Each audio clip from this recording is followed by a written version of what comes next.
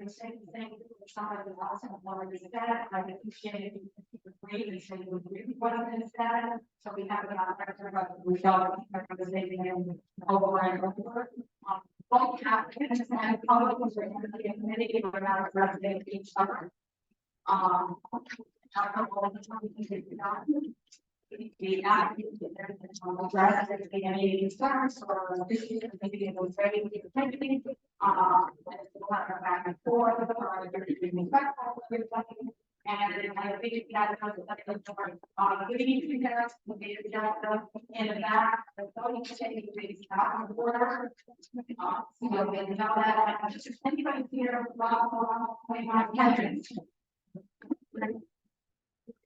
Yeah, okay, so we will not here that I guess if you have a look at it, you have to have a permit, actually many of what my first application was the call, and it was a very restricted star.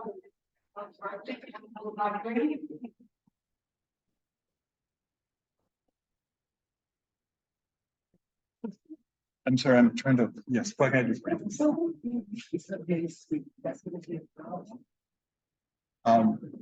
Just ask, I'm sure they'll be able to help you as best they can. Okay, I'm sorry we don't have translation services. Just you'll speak and just let them know right up front, and I'm sure they'll be more than happy to help you. Okay, good luck.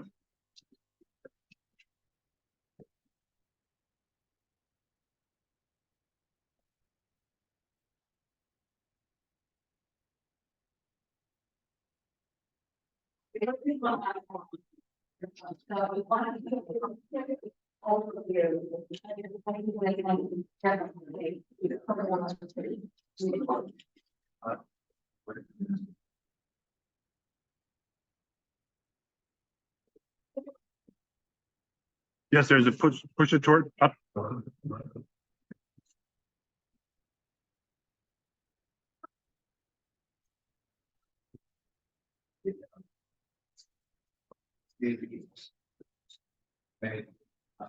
Last time you get here, conversation. Waiter service.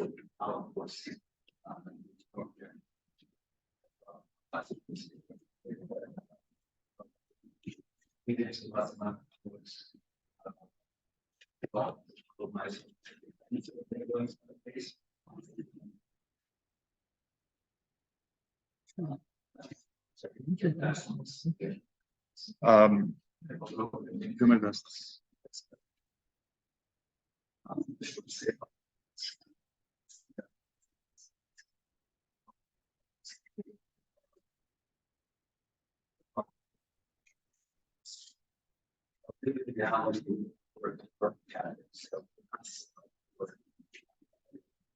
Imagine watching Starbucks.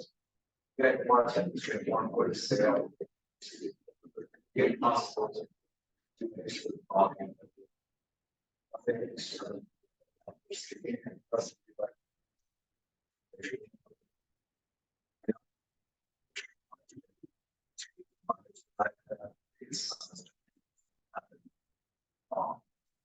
My works just when we said mentioned that this service knowledge. They want people to be able to. Now, to themselves, just want to be ready to bring that from the area from work. You don't want to be out of the no, it's not you guys are maybe it's even monitored.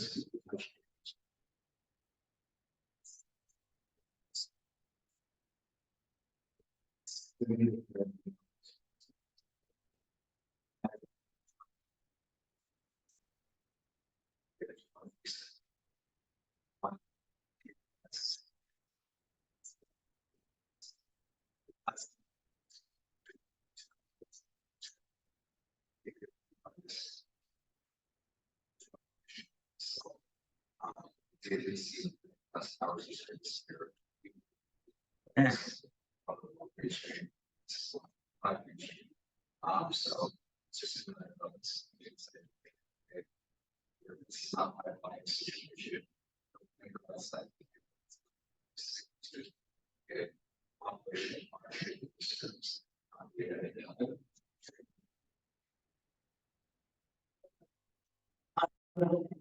Maybe not.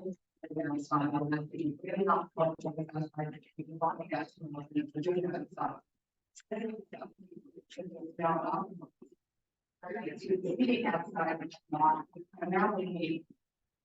We got a comedy shop. And you can have your alarm phones. That's what's it's a good. It's fire, yeah. But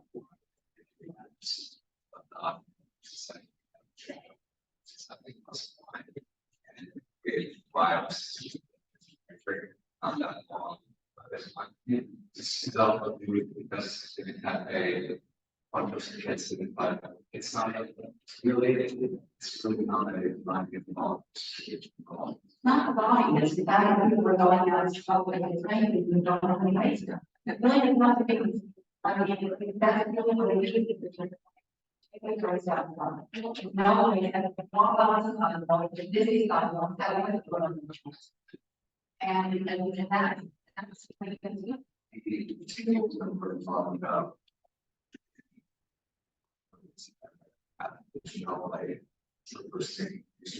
You don't have to and so on, walking around. That's in ways you have to bring something out to be, you know, just learn people. I know you don't. So we don't have control over that unless it's something outside my one. That's to get by the mind of that. You don't have to make that you need to the outside.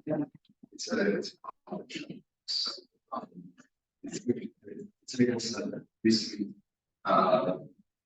and it's not it's or city government. That's but it's not just right next to the water. The one take is right next to the door is like never right, the horizontal on the side of the building, and then the seals go to the keys. So by the time we get to we're not going to see the water. Restore from and you look at the project.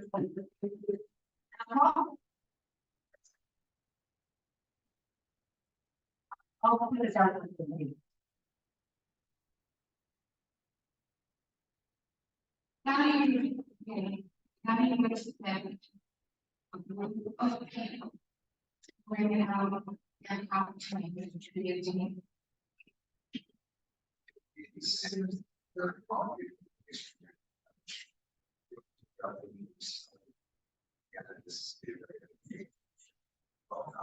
To the table, sit down,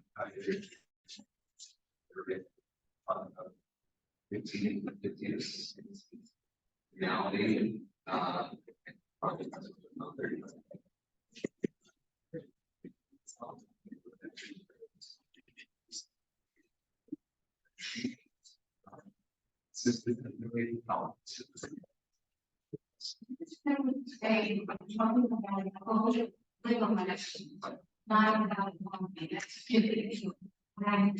if you have sitting around do you expect one person another and same person go and bring your children, same person go and bring your children. It would be much easier if you have the ways for them.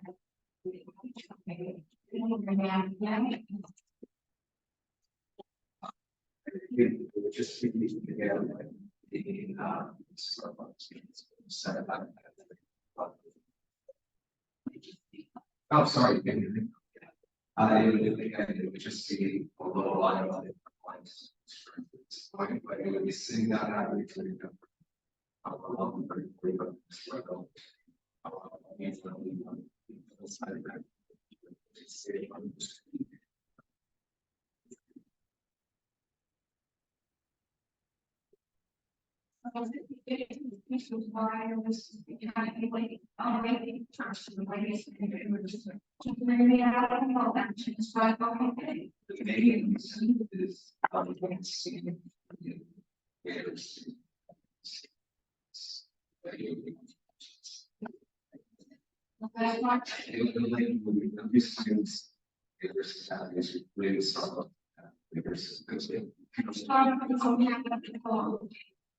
Right, this is basically. I didn't.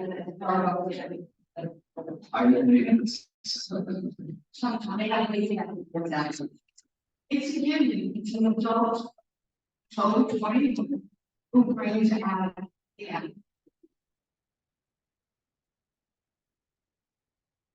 See? Which one you want?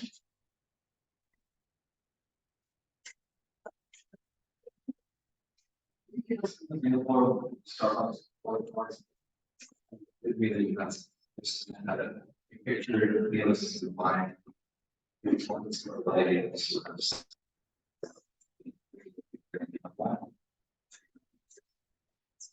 I mean,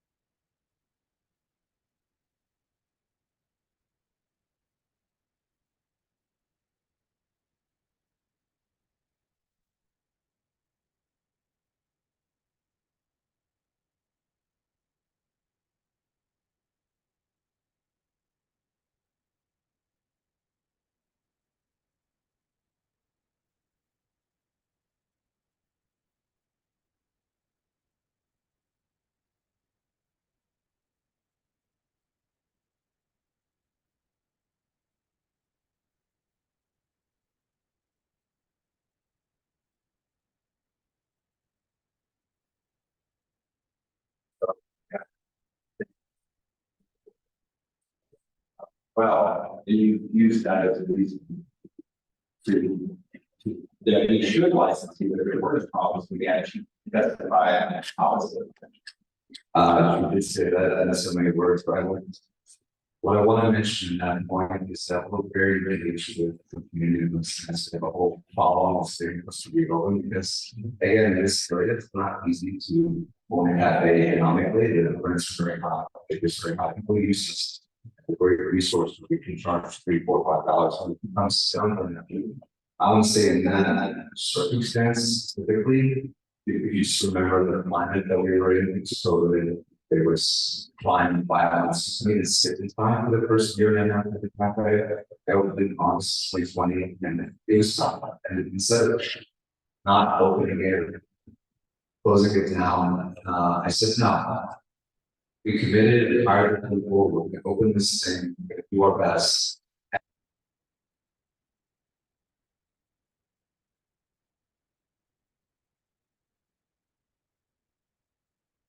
You know, I think dominate there's problems that are truly solvable outside of that, like, which is very, and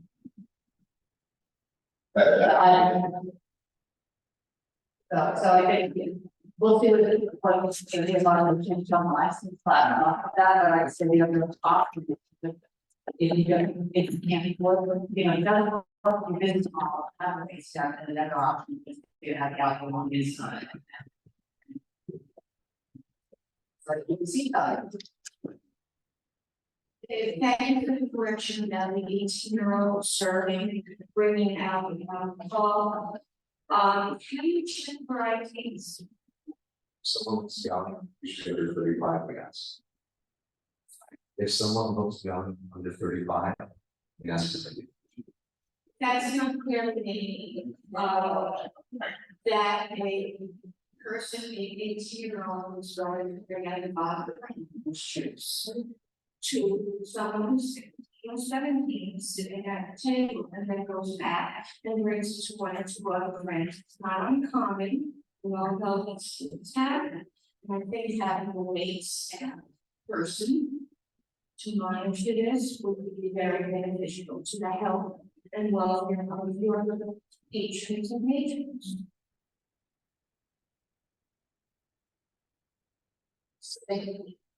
Go ahead. I know. Don't finish it up.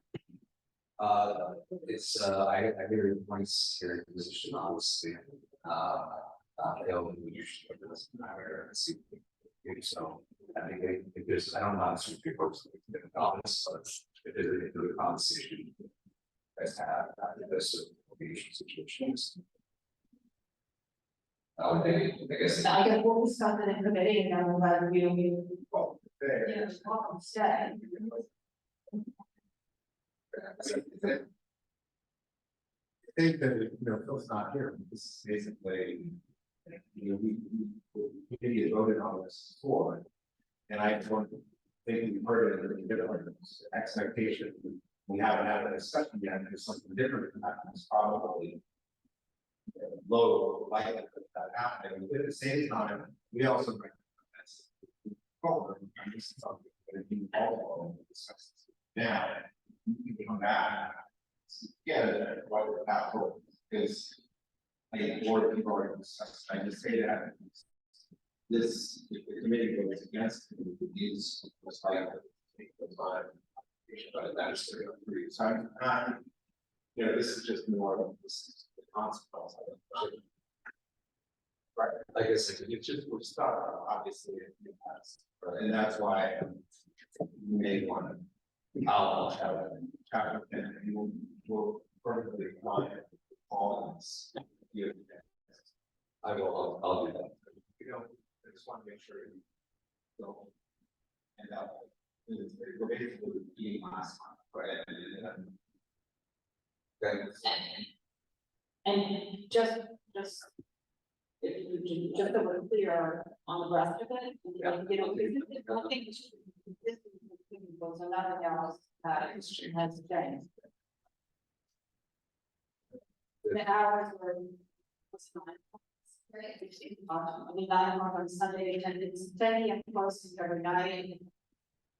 On the interior. No, they're not. They're not normal issues. I don't think there were any other issues. You think, again, I'll talk to them. Yeah. And I'll see. Okay, and then we'll let them know. I'll know tomorrow what the committee. Okay. And we're opening in a few weeks, so that's Thanks for coming back. Okay, the next application is going to be Tavern 1 Inc. 178 Blueberry Street, on premise restaurant.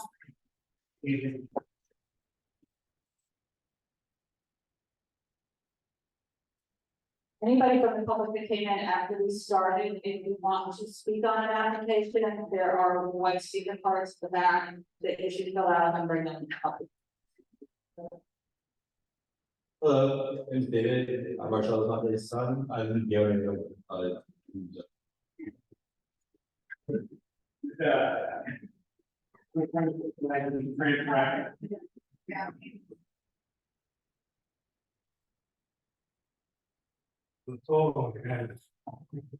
This is one premises license transfer application, day 1, located at 178 Mulberry Street, that's corner of Mulberry and Brook. The applicant's owner is buying assets of the current licensee, stud 1238. Doing business at Marchino. It's operated at the location since January 29, 2019. The applicant's mother and father own the current licensee. The method of operation is staying the same, full service Italian restaurant, except for the closing hours on Friday and Saturday. The applicant wishes to extend them from 12 a.m. to 1 a.m. We still close at 12 a.m. Sunday to Thursday. Background music, 15 tables, 30 seats, 1 ball, 10 seats. There is a free shed and sidewalk seating of the current licensee, but we have to file on the new laws if the open restaurant seating program is supposed to do applicants. The applicant is grown up in the industry, he currently owns and operates in Zoe at 244 Motors. Been open since November 2021, with an OP license and the same closing hours as the applicant has. So right now, on the license, all the doors, there's a bunch of French doors, like even in front, so they close at 10 p.m. And then, so you're not doing any, the sidewalk with they're not taking anything to the back or something. Yeah. Right now, I think what they previously been approved was 9 tables and 19 seats. We hope, right? For the whole sidewalk. Yeah. Okay. And this background music, no TVs. And no vacancies in the cellar. The cellar, do you patrons in the cellar or is that just a storage? Okay, and I think that's it for my question. So the hours are 10 to 12, Sunday, 11 to 12, Monday to Thursday. You're looking to increase it by 1 hour on Friday and Saturday, so it's 11 to 1 on Friday. On Saturday. Yeah. With the doors also closing at 10. Does anybody from the committee have any questions?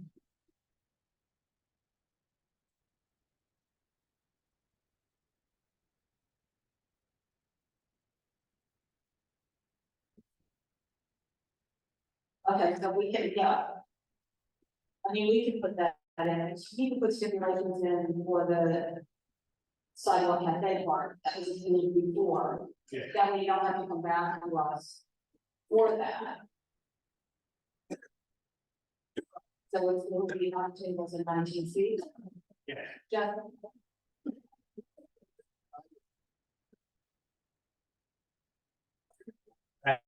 Meet the new requirements, shouldn't deviate from that old setup. We won't go over anything. Yeah, I mean, I don't have to do that already. It was already approved within that, But not. and not seating on mulberry, No, it's for- just, right. Some pictures I saw. nowhere.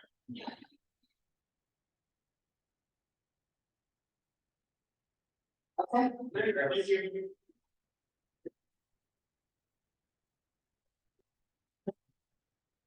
Okay, the next one is going to be LHMIC LLC 155 Leader Street.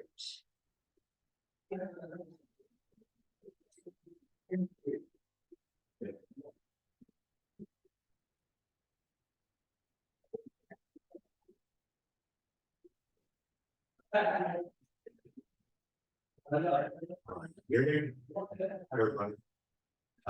Matt Bolton with Elron Levy, representing LHMIC LLC.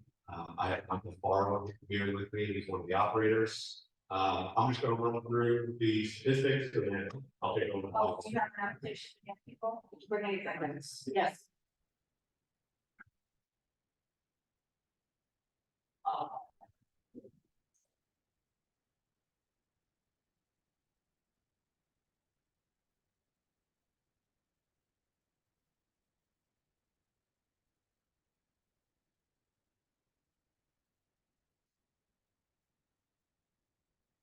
So this location is 1500 Street, located in the corner of Tweaker and Thompson.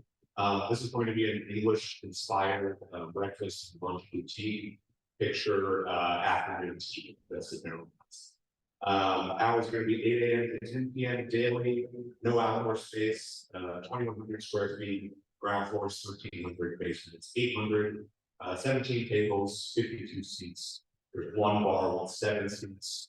And then 2 bathrooms. One of those bathrooms is located in the basement. Everything else in the basement is back of house storage. Background music only, no DJs, no live music. And they have 3 other locations, similar concept. They have 2 down in Florida, 1 in Texas. I'll take it over to Mike to just kind of walk you through the concept of the farm. What do you need? Is my here, okay? Of course. So our concept is English inspired tea service is what we specialize in. We also heavily on books, strictly breakfast and lunch and for they all sort of like. Other than that, doing polls, something that's going to resolve very solid. That's the only reason why I want this to do it at the end.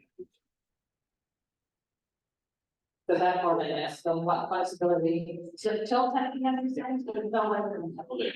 So the general is going to be closed earlier than that. Exactly, that would be around 3:30 to 4 o'clock on the weekdays, weekend we will generally go about an hour longer. Our team service, again, can be so around 7:30, let's filter out and give it a 8 o'clock. Okay, and then with the private events, what, I think it's not more than one a year, does that sound about right? Okay, right.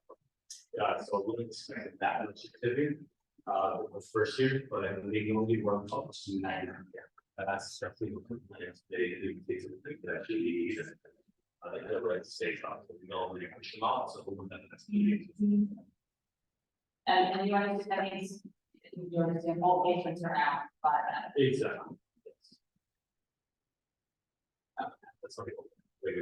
Okay, and then the only patron use of the basement is for the bathroom. Okay, I think that was, if there's no outdoor and there are no outdoor doors and windows. Other than the door they enter and there's no French doors or anything, so all doors will be kept closed to all tops. Okay, does anybody else, anybody have anything? What kind of signage are you going to have?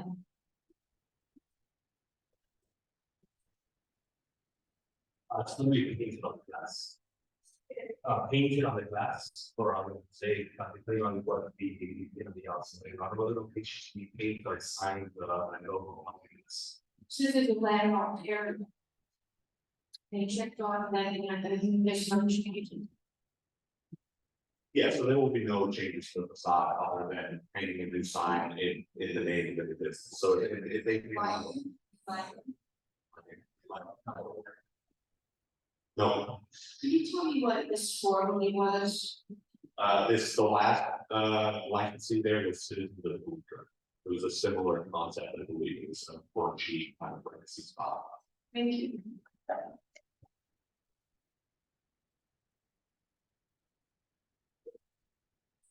From red line. Anybody else? Anybody have? There's more than one licensed premise in building with records, but. I do not believe so. Because I'm looking at the certificate document, I just want to. This is originally the back principle.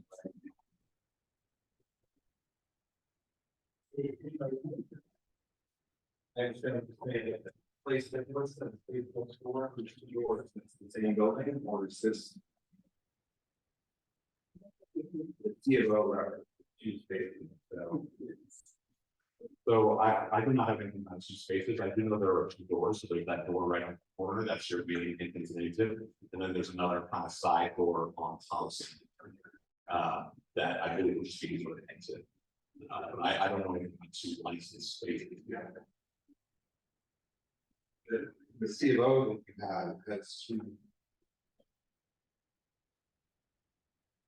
Looks like there's 2 different places. Because you have a second floor being there. This.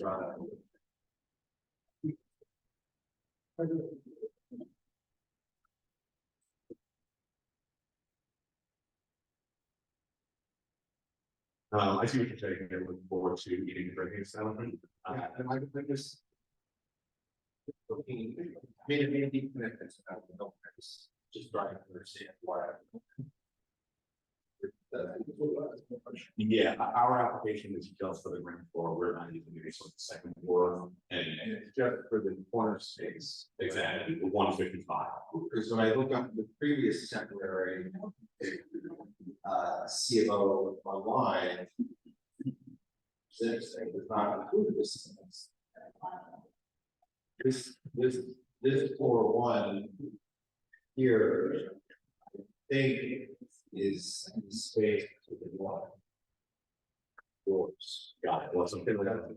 For established, so.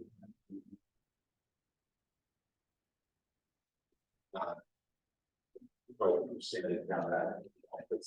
Yeah, I'm not, this CFO was pulled from the DOD website, it was what was listed under 155 liter, but if it's for the placement for, I apologize. So the previous tenant has done space, but this is the newer one we're doing now.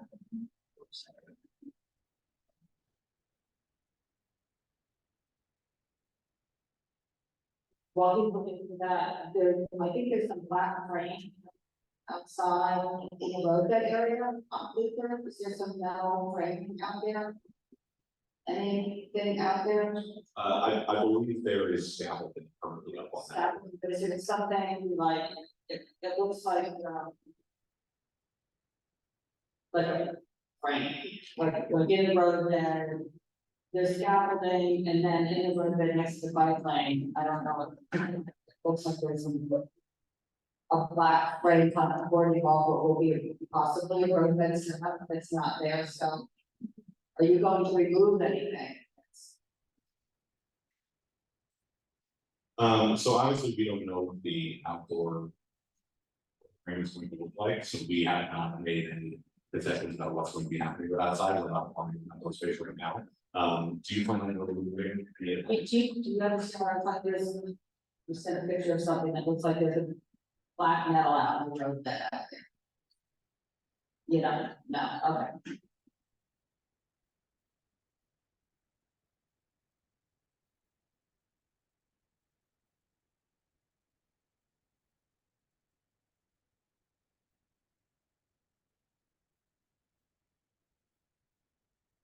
Yeah, Maybe I didn't see. just what's being the diagram. But I'm curious, why do you think the license if they sure to take? Yeah. We have You're gonna have to speak into the microphone. Yes, 7 hospitals on our end. Our IT service specialized follow as well. So we do our IT service is only one aspect of our experience. Why do you need to get? I don't understand. It's to be able to serve our customers. A lot of guests like can go to conferences and their friends. Yes, exactly. Good old sorts. Like there, like that.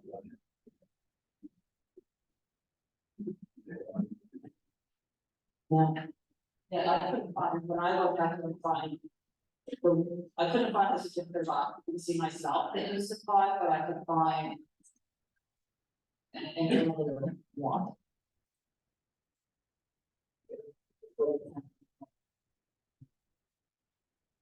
Maybe you guys can find out. Yes, I can. What the situation is, what's the plan? Because this is again, you know, like.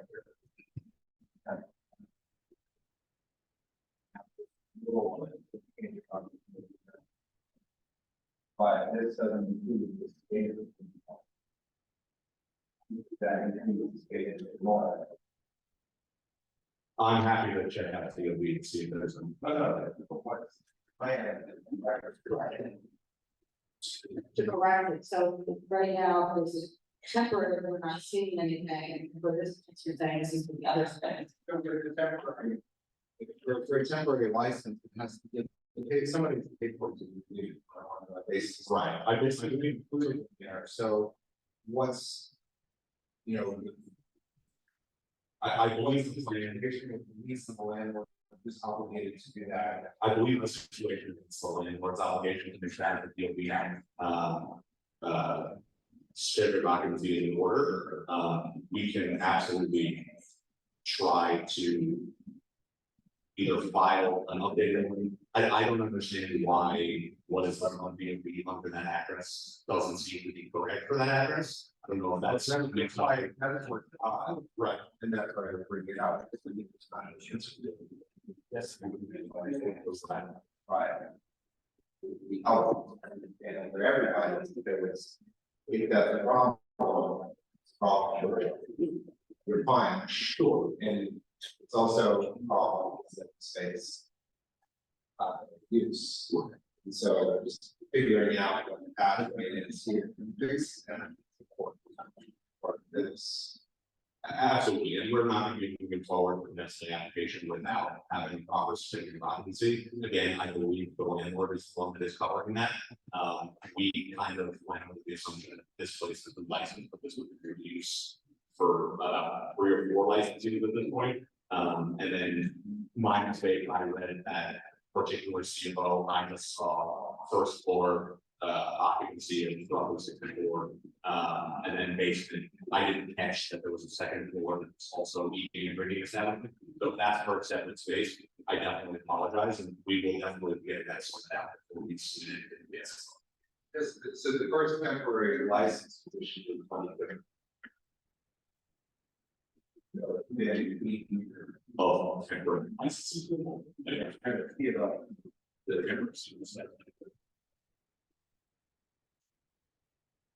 Wait, you said, getting back to the office when. We'll look into this further and just let us know how we can talk to the landlord, what the plan is to get this resolved. Sure. I don't want for this to be the reason that it gets pushed to next month. I'm happy to get back to you within a day or so. Other than that, if there's no other objections, I will basically the reason. Right. Curious, I'm looking at your outreach. And I see, I thank you for highlighting. Of course. You have one, well, you have Sullivan Street, you have one street. I don't see my neighbors, I look around the corner, and it's very limited petition of people. Can you tell me how to do this petition? Yeah, so one of the representatives for the establishment kind of just did a sit on the corner outside of 155 Bleecker, trying to get people to pass by. Obviously, when you do that, you collect some petitions that aren't people in the neighborhood, it's people passing by, try to get as many than 2 blocks. I know it's probably lighter than anyone would like. We also reached out to every block associated in the neighborhood, answered any questions they had. Shout to the block association. Every single one. Name one, We did. name 2. I didn't do the outreach personally. We did the entire list. Every email that was on them had 2 Do questions. you have anything in writing that you got a response? We got a few responses of things like, is this? What blocks? I particularly answered an email to a woman Cheryl, I also answered an email to a woman Elizabeth. Name of the blocks. I don't have that in front of me. I can pull up the emails if you need to see them. Well, thank you, I'd like to see that. No problem. And, did you even reach out to MacDougal, which is the major block association in that neighborhood? If it was on the list, it got funds. Well, reaching out and getting a response doesn't mean anything. Okay. Did you speak to the neighbors with above 155 Beaker, and did you speak to the neighbors that are across 150 across the street from 155 small buildings, and people are really here? I don't know if they spoke to those neighbors directly. I know they stood there all day, and I don't believe, or I'm not positive if they were included on that list. We're happy to do additional evaluation. It's something. Just going back to the Donna referred to before, I don't frame in the road bed. Sure. Or if the client makes it generated, if there is no sidewalk, then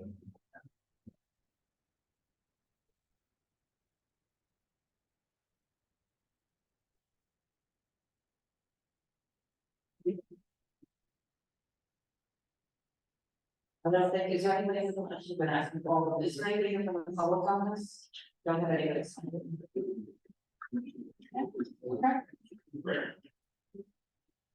And and we'll get you that information as soon as possible. Thank you.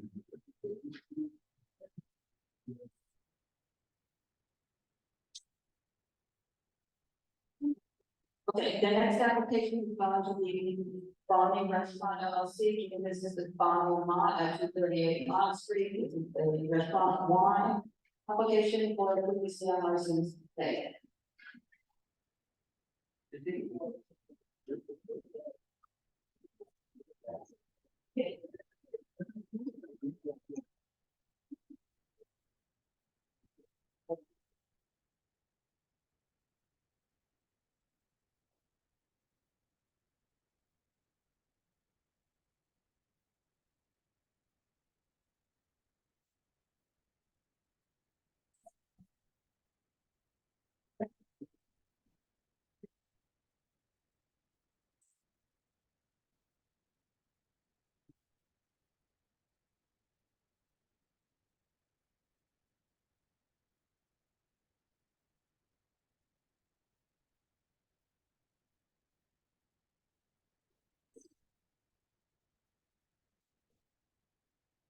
Hello, everyone. Everyone for coming. My name is Daniel Fryman. Can everybody put it down or move to the back of the conversation? My name is Daniel Fryman. We studied. We both want a company / business partner. We've been working for since 2008. I actually remember 202. I used to run shots on pretty friends. Then I did balls and 202 months. And now we're opening this 1 hour home. So it's kind of really share. I mean, Speak into the microphone. okay. So I need to put the microphone here. And so you're not affiliated with 202 Wall Street anymore. So now we're going and I'm sure it's family business, trading food. We both born and raised in Algeria. And we've been serving the community since 2008, helping out in the garden. Daily, long relationships to the next person as well. She got a lot of signatures on the park. We used to give food to the park and I was involved in both and so yeah, and we can all cooperate with so now this is more family project. We're going for 1 year, food service restaurant. And this is pretty much it. So your hours, what are the hours? So weekdays we're going for 11 most like Sunday, Monday, Tuesday is 11 I believe. Then the rest of the week is midnight and weekend 1. Thursday, Friday, Saturday. Okay, so what I have is 12 AM Sunday through Wednesday and 1 AM Thursday through Saturday. Is that? And I believe Sunday we said midnight. Yeah, Sunday through Wednesday is midnight. Thursday through Saturday is 1. Correct. And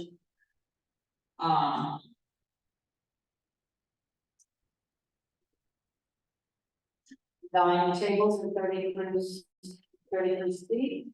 That correct? Which inside. Give me one, this is the big space there. So remember Bijou? So when we did Bijou $1 like as so $1 up, and we combined 3 weekends, 70 square feet, both floors. We combine the 3 regional spaces. Whatever it was for everyone. And are there French doors then? Are you installing French doors? We're planning on it. We're looking for it. Yeah, What do you want? yes, ma'am. And we don't have any diagrams in here of the seating inside. Whatever we give the deal and get approved, that's what. I believe is there. we need to see what the seating is that you're doing inside, but we need to see, in the questionnaire that we received, there was no diagram of the seating included. My bad, sir, I can see that there. I mean. If you having on, it's right here. Okay, so there is, okay. Here it's. So kitchen upstairs, one bar. That is, that's what I have a question. So the thinking, it said there's 9 tables and 33 seats. But I have a hard time figuring out where the 9 tables were, so maybe that's just me.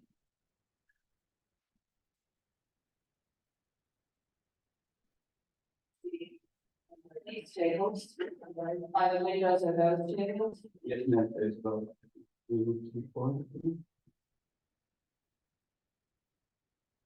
And then this, they had sidewalk seating. But I don't have a diagram, so they didn't have a diagram for, I don't have any diagram showing how the sidewalk seating is done. So our plan is just go through the window, make sure there is a clear to whatever you can get or so. And again, just follow our attorney told us to send you a post picture. Well, yeah, because of the actual. So we need to see a diagram for the sidewalk with the measurements, the sidewalk measurement, the table measurement, and where exactly the tables are going. That's what we usually ask for to see. So when we talk to the attorney, he said there is sort of a great area. I don't know, to be honest with you, I'm an operator, I'm operating all my life. And when we goes to architecture or whatever, like whatever it goes to this, I live in the community, I'm in the community for 14 whatever years. I'd be more than happy to give you my phone number, this phone number, if there's any issues, anything happening. Well, would you like to just remove the sidewalk meeting to have a plan for what that is going to be, and there's some program in place that you can't apply for now. I'm not sure to understand it. Don't have any outdoor seating right now. Don't have outdoor seating included with this application. Okay, and And then come back when you're ready to do the outdoor seating, so yeah, just for the applicants. So what we're discussing now is what you're doing on the inside, then we can. and then you're gonna come back to the outside. Because we can't really discuss it without taking a diagram anyway, so here we are not going to come back next month. Diagram, but I don't. Just for the other. So we're going to remove the accents. Okay, so then, so the French doors, and one time we oppose the French doors. Can you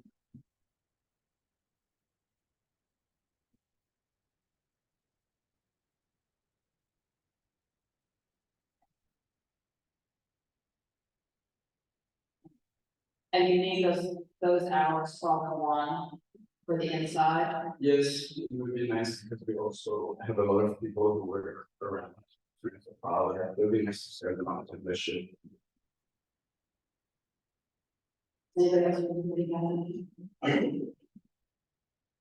There's no secret on it, there's no weather protection, there's nothing, what we need on that. That one is in the process, so the landlord is on it. I think you might see online, I'm not sure, let's get that, but it's definitely in process. And the landlord applied for a few. The landlord applied for a 3 month ago. From I didn't. I can show you like emails and whatever he received. This is for clarification, these are the 3 storefronts to the south of the cake shop. So So combining all of them, and there's no stairwells or anything in the middle. No space between each of the spaces. And then as far as. So it's, I'm just looking at some old pictures just so we understand. So there's the residential entrance. Cupcake shop, residential entrance. And then it's the points. So it's gonna be the update spots, the building or the gas, the building slope, will be a quick call. Okay, I see, so. Got it. And then as far as, you know, how wide the sidewalk is there? We kind of. It is not, I want to say, but it was said by the store during the day, it's not quite busy. After noon, I'll say 30-ish, 25, 30 people per hour walking. No, regardless how wide from the curve. About 10 feet to off. Okay, so, all right. So with an 8-foot clear path, which just leaves you 2 feet against the building line in the future, even though that's not included, I was pointing that out.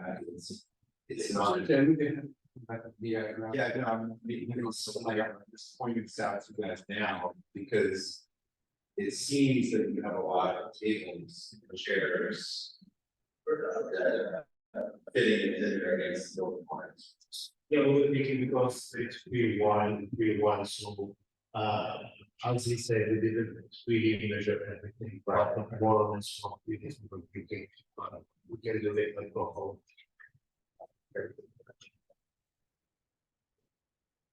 Anybody else? Okay, I think, is there anybody from the public? I think I have, any natural public honest. You guys could just step back from the microphone, whether you can come up and speak next. Yeah, I know these two transfers require a lot of shots every walls in on the last three, but we never had an awful there, they live the whites. This, or we have house, that's what we might be sidewalk, and we can get nice students. Whether it should be another big sidewalk cafe there, it's pretty narrow, or it should be shed, but outdoor seating. That's it, we're also, you know, again, as we did in before, we're losing a lot of resources when it comes to winding our business. They on a monthly basis, there's another free spot for small business. One of their operation. Thanks. Thanks, anybody else? Have any? Okay, thank you very much. Thank you very much. Thank you very much.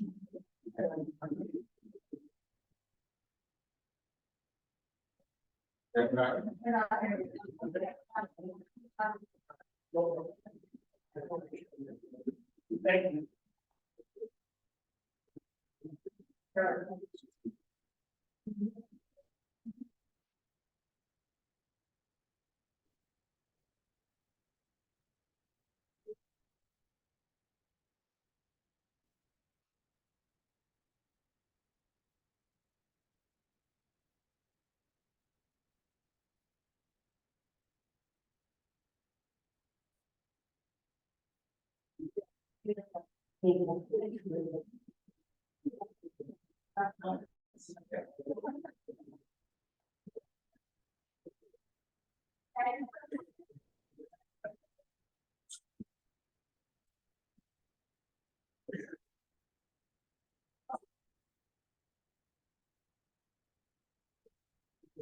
Okay, the next application is going to be our Niagara Grill, 133 West Third.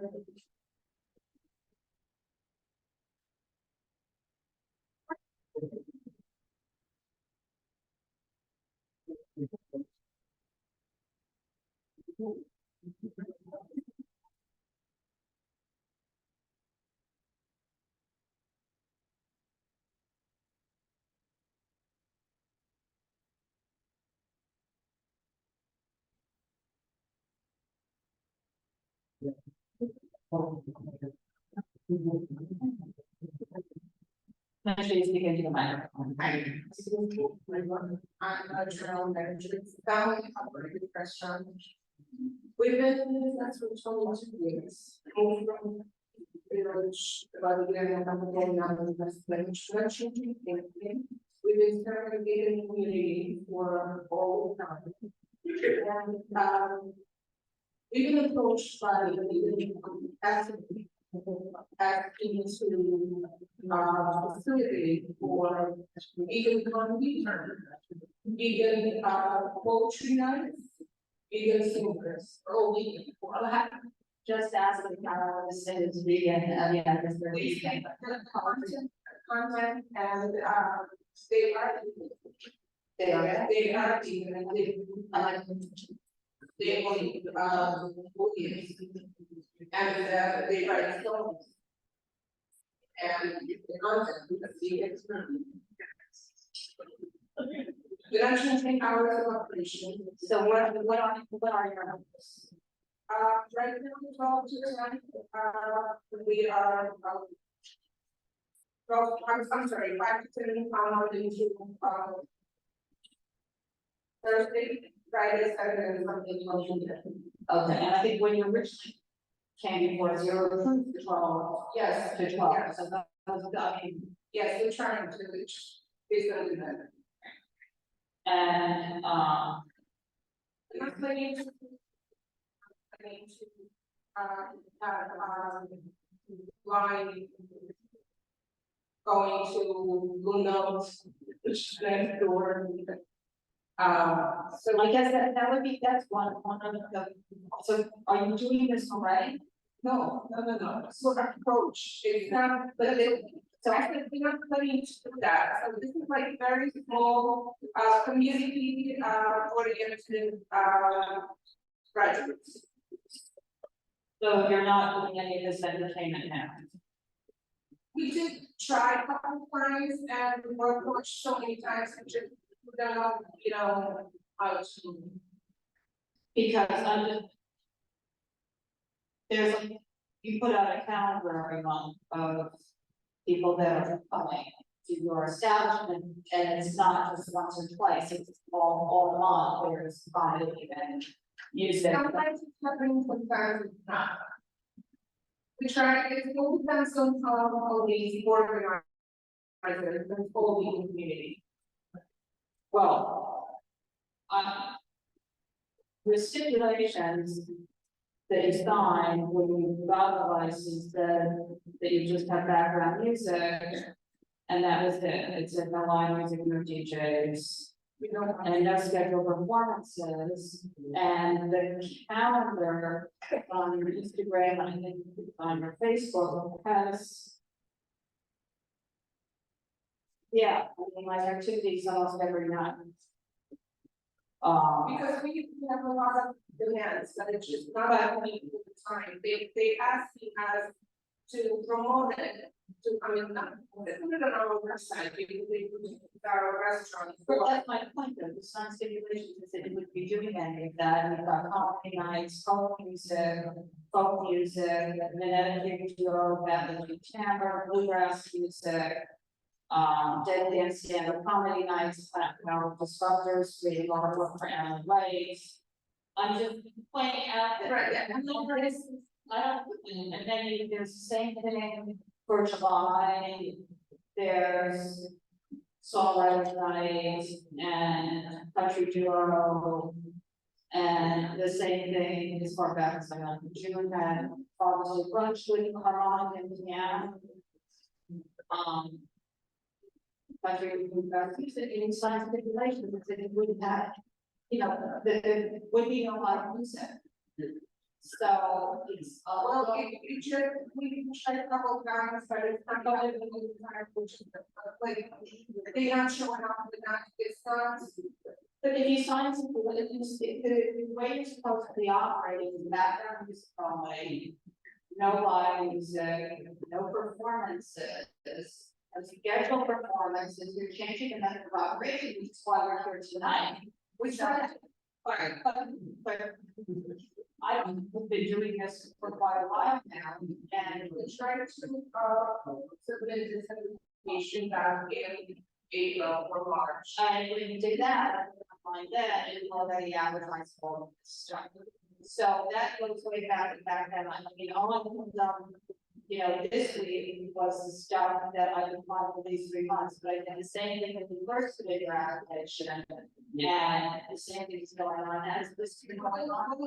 Come down and you know, it's just kind of you know, bring community together. This is all going to be community for the it's a meetup. It's the absolute state. The other week they did drawings for the march. They didn't say, and it's not that we do something. We have a and Well, and that would be my other point would just be that one of the things is that you're not entertainment venue. exactly. Well, operating, one, because you haven't used it, you know, and I'm just. You're having entertainment, you may not be selling tickets for, but you're having entertainment, it's filled with entertainment. And it's then you're kind of taking risks from people that are trying to make their business for the entertainment part, whereas your business, you've been doing it for 1 years, and I'm kind of, because you're very well respected as a big restaurant. So this is kind of boring those lines, aside from the fact that you're doing it the way you want to be doing it, and as a writer, I would like to explain that this is doing this for a very narrow niche of people. there's a lot of meetings in the book. I know, but those people just really got our customers and that's they're trying to build a community. That's about it. I live around the corner. My family is seeing, and don't see the relationship. Have used the same. Yes, it's vegan, but putting that aside. You made an agreement to get a liquor license, like you would not have entertainment, and now you're changing that agreement. So my question is, who are your organizers? Do you have scheduled entertainment? Do you have a cover charge? Do We you? do not have coverage charges. So you walk in, This is for vegan meetups and vegan organizations. We have a vegan meetup. no, you understand that, we're talking about the entertainment. Do you have entertainment managers? Do you have a schedule of entertainment that is on Several, vegan access groups.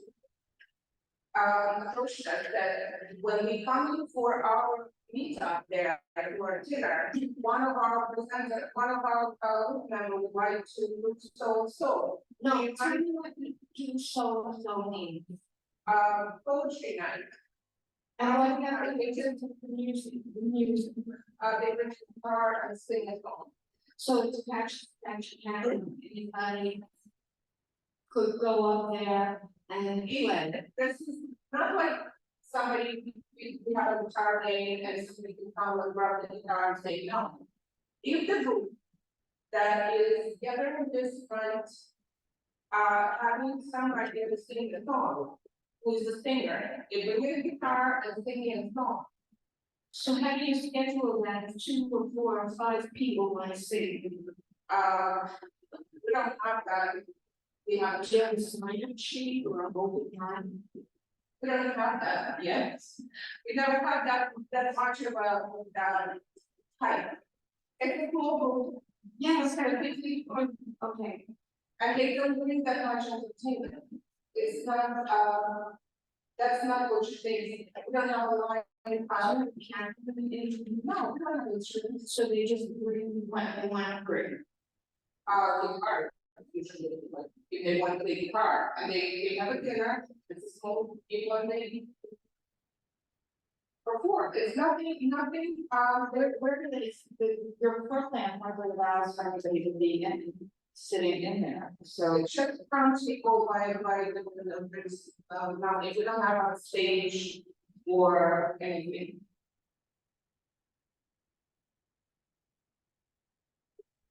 Well, that was gonna be my other question, was have you talked to the residents upstairs? And nobody, I'm talking to the person in the building, Well, it's actually people that are coordinated in mind, we asked our landlord and we asked people to get the most. The level is basically. But it's not, loud at all, usually, it's usually like maybe an hour and a half. Gathering people and this might take like half an hour, some people.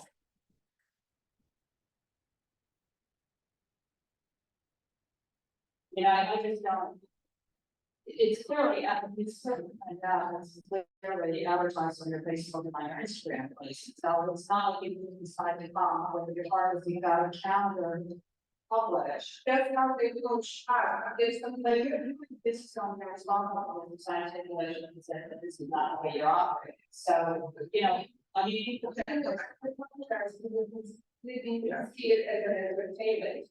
Because it is just like, Please join us for our unforgettable Friday, Saturday night dinner. We hope to see you there with the guitar player and the other one.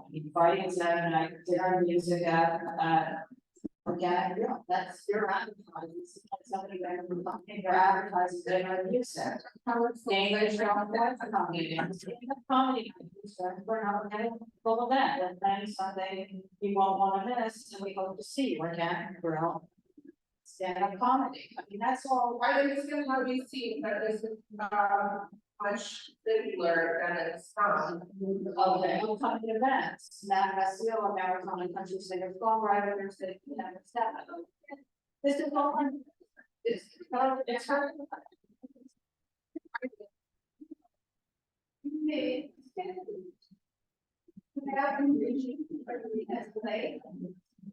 We didn't, I apologize, I'll take it down, because it's not, It's not this, your, we didn't see it as an chart or anything like that. It's not, it, August fifth, awards for Joe, pilot for the year, and comedy award, trying to spawn the new transit service for the interested in performing at a young girl who sent us a together. That's pretty much the three. I apologize. I see how you could be interpreted and it's completely not what I had in mind. So, we do, like, you know, it's you guys heard that. Does anybody know? This is what, we do what? We take it over there, if you don't agree with this, but this is not an entertainment, and I'm trying to compete with anybody else, and that's how we see it. This is something that the community would like for us, but we haven't seen it addressed. So when you submitted your application to the liquor authority, they asked some questions.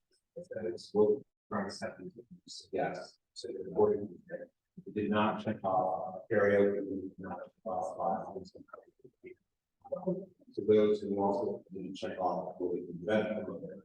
And all those, when you're promoting the events, groups, you're having fun music. You guys saw the karaoke, there's all things, you're in violation. Liquor.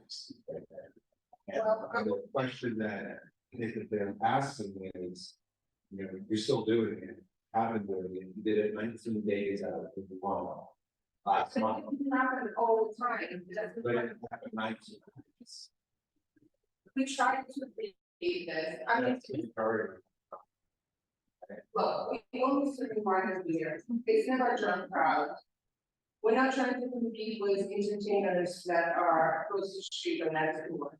We're just trying to survive, to be honest with you, and we are very, very small niche of customers, and it's not like the regular person come and have dinner at our restaurant because we have eaten.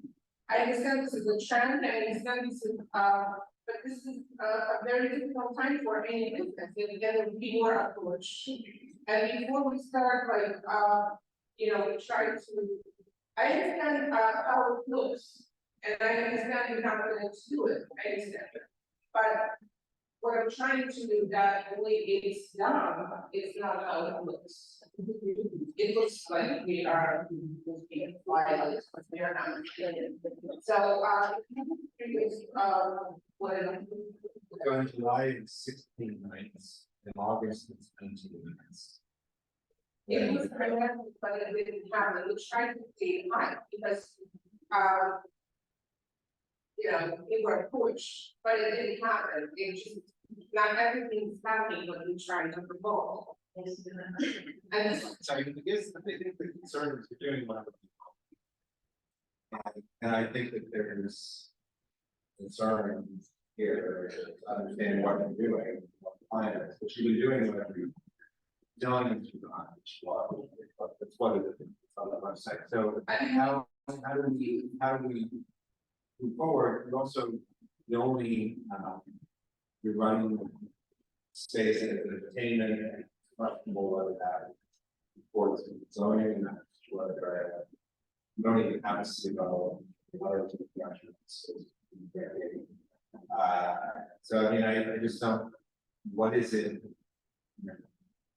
in this that there are plenty of legal restaurants in the game, but it's not like this usual. So I guess we're just trying to figure out how to move forward and what to do. if you see that as something that's not permissible, of course, we are, you stop advertising in the reports and stuff like this.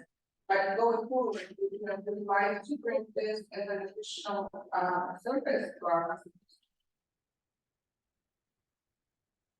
Does anybody have anything else?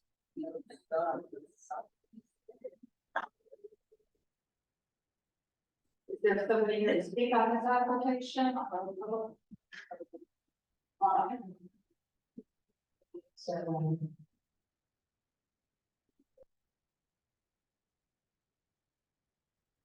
Well, my name is Frank Rossi. I have been to Organic Grill. I know the place. It's a very easygoing place. I've seen everything there. It's nothing to fear. It's nothing to be worried about. The menu is very good. It's very nice. I haven't seen people pouring out the door to get in yet. It's an experiment what they're trying to do. It's an add-on. They're taking a chance like anyone else. This is a good chance to take. This particular store, this particular shop is a good chance to fit. It's well lit, it's not dark, it's right next to transportation, it's not in the middle of nowhere. Seeing musicians who come in there, they're not bringing a big horn section with them, they are playing civil music. It's easy, and my opinion again is this particular place is a good chance to do that. Thank you.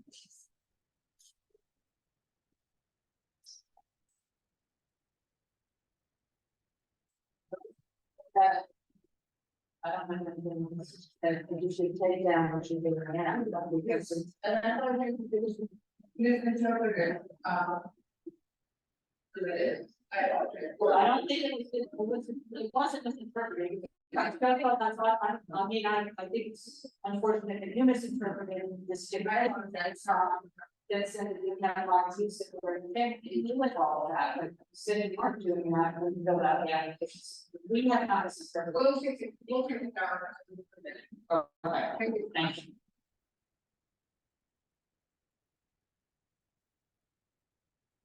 Okay, the next application is going to be on forward, this is session to Luke at 137. Thompson Street, this is the Tavern line application, and this is the license.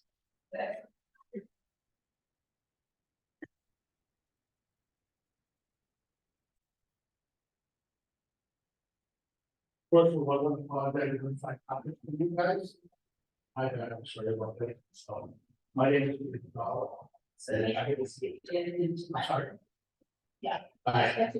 Okay. My name is MacDougal. And I have been Melda Zimba, who is the applicant. She's actually opening a big restaurant At 136 South Street. This is two wall location, one bathroom. Two tables, basically one table with like a family table and one by the windows, you have 4 people. And in the restaurant from the street, and it should have two employees, basically, which will be her and what she has. She's been a chef for a very long time. She had an establishment in Brooklyn, and she decided to move there and they raised her rent. That's how we met that. And basically the hours that she's actually looking for is basically on the weekends till 1 o'clock in the morning. On Friday and Saturday, and Sunday through Thursday to 12 a.m. And then again, that is what she's looking to do. It's a restaurant. She may be a bit earlier, but if you don't in the liquor authority, you have to slow down the operation. You could actually close early. It's extended. She's doing it. She hopefully knows English. And she'll try to understand any question that you have for her, that you want to have to respond. There's no outdoor seating with this, or outdoor seating. Outdoor stop, I'm going to go right now, we're gonna apply for. Even though they're saying right now, is on the DOT website, they said we're having it, we're building it, you got, and we're asking, I'll push you down, that's right. It's not bad. And then she can have outdoor seating. Maybe not, because the silence is low, to be honest with you. So right now, she's looking focus on the inside. And then if she can do outside, she can do it eventually. But the sound, like I said, very small. The landlord has the storefront next to her. So I don't think she'll do it, but in the event, you can do it, just probably like 2 tables there down the way, and we'll come back to you, of course, to get the consent and approval. This is it's a previously unlicensed location on a street that's got a lot of restaurants on it, so I think that's probably. I think there are other people to speak on it, but that's probably a concern that they're going to have. It's like they have a license here, who's in the retail, and the concern about any seating outdoors when you're going residents up above. She will come back with that situation from the board, yeah, no problem. She wants to work with the committee, with the board, and work with everyone.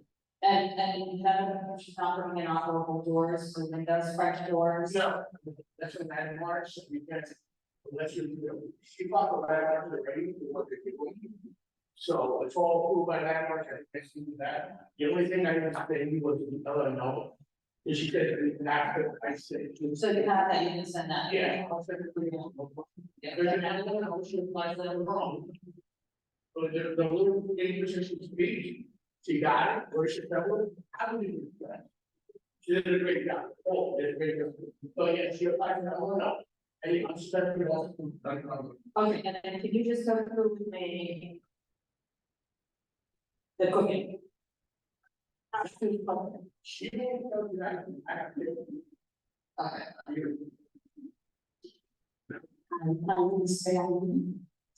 And so my English is not very good, but I'm trying to do my best. Fine. Okay, so I have a shared activity told you for a long time ago with friends, and I used to open a restaurant in Brooklyn. I have a New York time.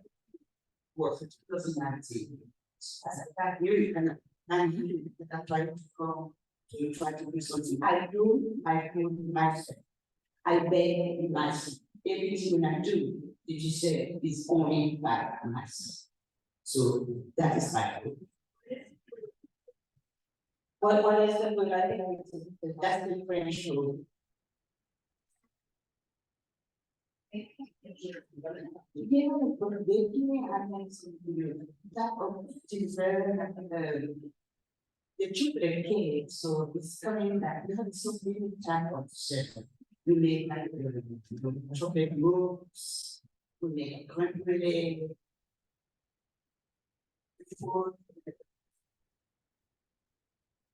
So you'll have a repeat.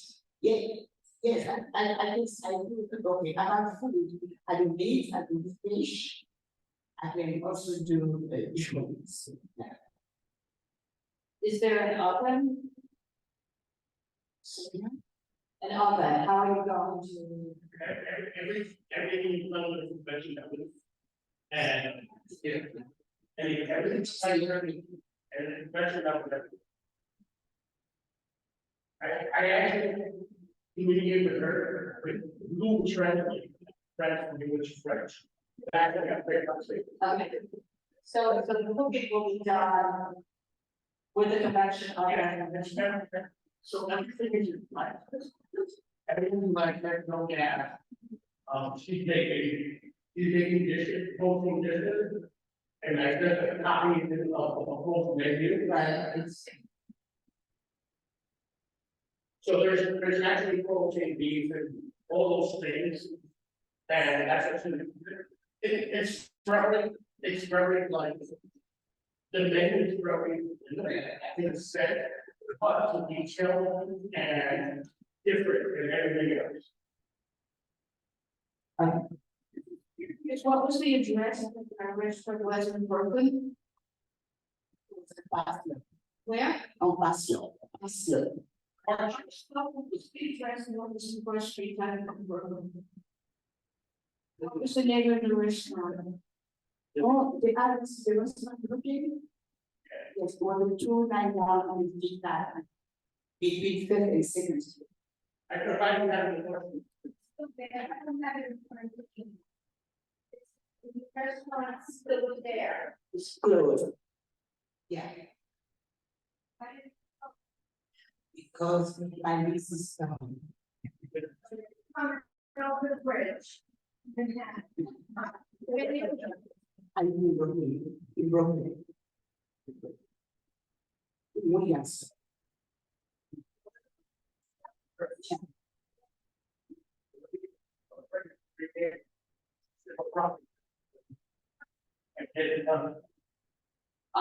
Okay, so the hours 8 to 12, so you're starting in the morning? Yes. And then 8 to 1, so it's a flexibility on those hours. And those hours. Yeah, they're actually going to be, I mean, this. At the end of the day, we go to Friday, we work, Could you speak in the mic, please? Sorry? In the mic, you know, I'm going to speak in the mic. So Steve will be opening the 12 and on weekends, Friday and Sunday, actually one morning. But if it doesn't work, she puts that at the end of the day. I mean, it's the both hours, and unfortunately, sometimes you get bugged about it.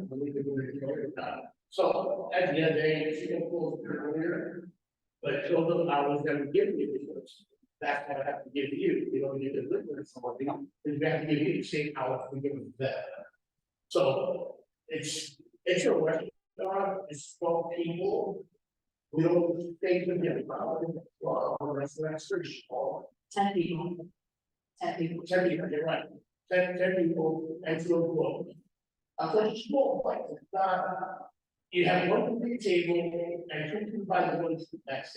I think, does anybody from the committee, I know there's a lot of people from the public here on this, if anybody else from the committee, you have anything to say before. From the public. So let's go to public, you guys, you two could step back from the microphone and people from the public that put their names to speak on this, come forward, let's see. Well, so, why don't you go first, you can hear, tell me your name. My name is David Smith, I'm speaking from Scott Bogan. Scott Bogan.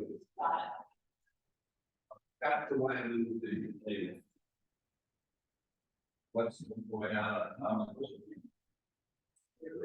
Those are all COVID. Situation on the house and this location is unique. As I say, it's probably 250 feet of the gymnasium and a church. It's always been our understanding, we live across the street, that we could not rezone our commercial space in the co-op or a restaurant because it was directly across the street from the church. That's one item. The other item is the Thompson Street on both, on either side of the house, has been pretty well decimated by the construction of sheds and the accumulation of garbage. Now, it might be a great commercial week for us. This lot doesn't have this and never had this. A lot of new houses in the princess never had this. And it's a record we like to keep. There's one other one. That is the fact that Thompson Street is feeder in Sullivan St. And that Thompson Street in the afternoon from 3 to 8 o'clock at night is jammed in an emergency. You can't go down the street at all. And I would think that a restaurant in there, which using heat for cooking, presents a state situation of an emergency that can't get to. Thank you. Next person, I'll just try to find the names of that one. Okay. What is it? That's fine.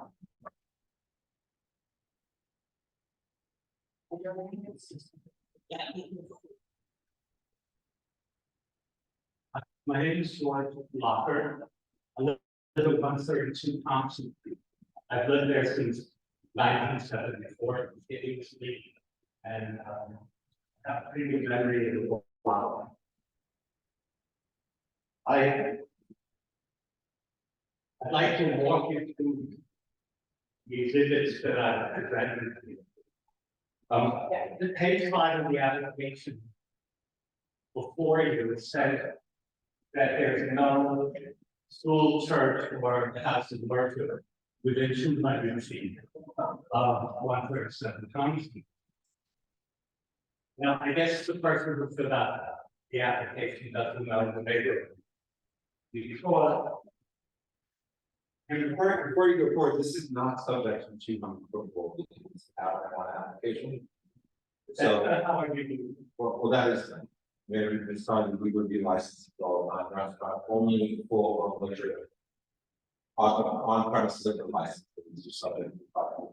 That's not clear in wine. This is a tavern wine list. Yeah, that's not a full liquor license, so only wine is. So I rather have a relevant arguments. It's not to say that your concerns are valid, but how we apply application it does not mean that application is not presented. So it just doesn't mean other concerns are valid, but it's not precluded. It's perfectly entitled to apply for. I'm not here to argue the law. I'm just here to present my interpretation of the law. Then, of course, you'll make your decision. When I did Article 6 of the Applicable Beverage Control Law, Section 81(2), Article 4, Section 55(3), says no wine or beer license unless a liquor license can be issued. So when I read that, I think the code corrected. The standards that apply to a liquor license apply to a wine and beer license, and that means the 200 foot rule. So I'm here to speak about the 200 foot rule. You know, rules and rules. But if you go to the SLA mapping application on the web, you put in 137 Thompson Street and you plug in 200 feet. And I've given you all of the maps. 145 Thompson Street is cool. It's a little red school, right? It's on their best time. 145 Thompson, and I think you will photograph of 145 Thompson.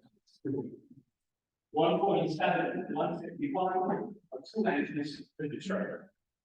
The church is on the corner, building on the corner, as you know, it seems to be on both streets that the building is on. So we have a church on Thompson Street with at least 2, if not 3 entrances on Thompson Street.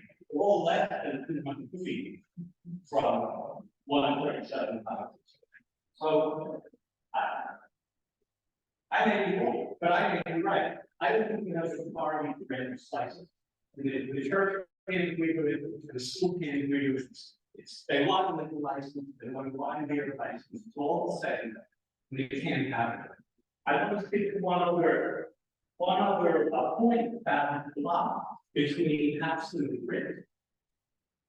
Since I've been there 74, there's never been a restaurant that's never been open. Now, a few years ago, the city created the Sullivan St storage district. So this 137 Thompson was sitting in the historic district. So when this historic district was created, there was no bar, there were no restaurants, there was no outdoor this kind of activity, consumption. This is the residential street. And when the landmarks commission and then the city council approved the Sullivan St historic district, they said, we're not approving it because the architect is one. It's tenement architect. We're approving it because of the quality of life that this lot represents. Not just this lot, they said this neighborhood. But Thompson, we have some in print, is one of the few lots in all of these areas that isn't a lot with bars and food establishments. It's a residential place. This is the way the place has been for many, many decades. It's the way the place has been when the historic district was created. And having a restaurant, the only restaurant on a lot with no restaurants, but a church and a school, is completely out of character for the district. And I think that you have really an opportunity here to say, this is a historic district. It's a residential historic district. That's why it was created. And I think that we should leave it that way. And I think that you deny the license. Thank you very much. Thank you.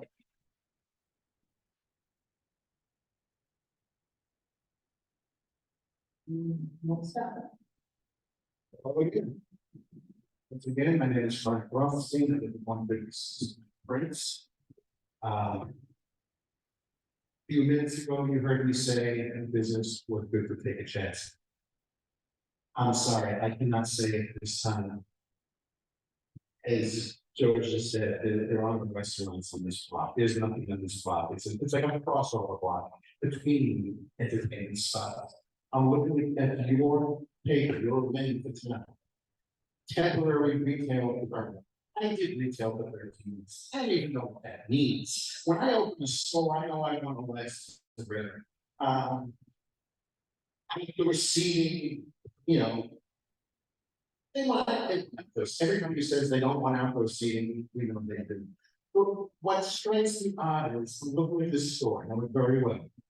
It sits in the middle of a dark block, a poorly lit block, not visible from either corner, from the four corners, with 10 seats, with scaffolding to the left, awnings to the right, and here I am. I saw it, and I'm trying to think, what is going to go on here? It's like I'm waiting for a shoe to drop, because I don't see, I have never seen. Most of us in this room have seen little small spots like this, and they rarely succeed. It's not but rare. I do not see how this restaurant, as described, just one succeed. So I'm wondering what will be the other shoe to drop, and it won't be 2 tables. That's just how I feel about it. And I'm sorry, this is it, but I just don't see it. I didn't hear about security for something that's over till 12 or 1 in the morning. I cannot see the older residents of the block getting safe with a bar in the middle of the dark block at 12 in the morning. It just doesn't feel right. And I've been in front of this bar, I've seen it many times, where I have always said, take a chance on the business. Always. I never thought I'd ever sit on that side of the room. But today I am for this particular subject, because this to me is a bad chance to fit. That I can repeat myself and go and ask.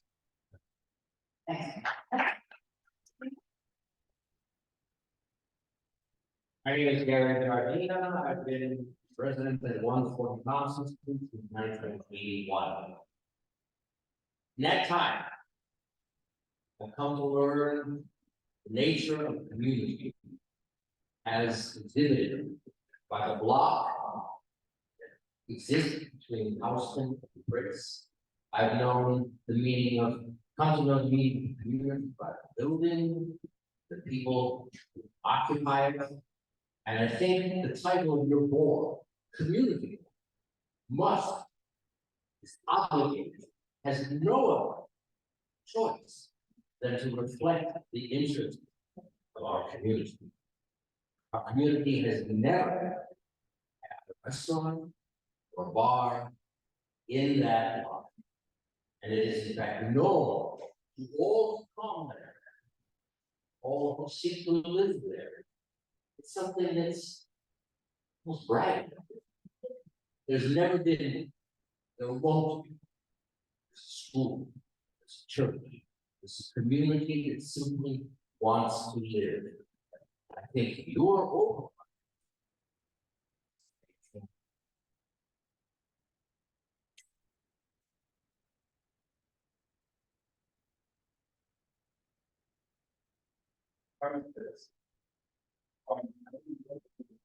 They're sure of that.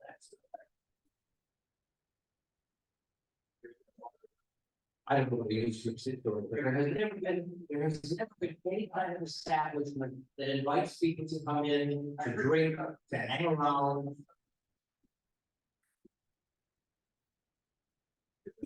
The issues that are here, we want on this, because I think there's flexibility, this 12 seat space. A lot of people are telling us what we can, but what can and can't be done, and that's not true. I mean, we need to make reasonable recommendations, but we can't do it all. Based on the interest that everybody who wants to come in for the first time, and Well, this is the area that I think that the liquor authority does this to us at some point for beer and wine, unless there's no public interest in it. And so what I'm just raising is that a lot of people have said, oh, there cannot be this issue, and that's not true. This is a non-conforming pre-existing use on the law. this may be, And I just bring that up because everybody is telling us all these rules that it's not correct interpretation. And so for us, it's more helpful that the applicant can have a discussion on whether or not, I don't know where they are in this, as far as building out the space and using it, et cetera. But it's important for us because if this is something that they choose to continue doing and they close it on hours, is this something that does in fact have an impact?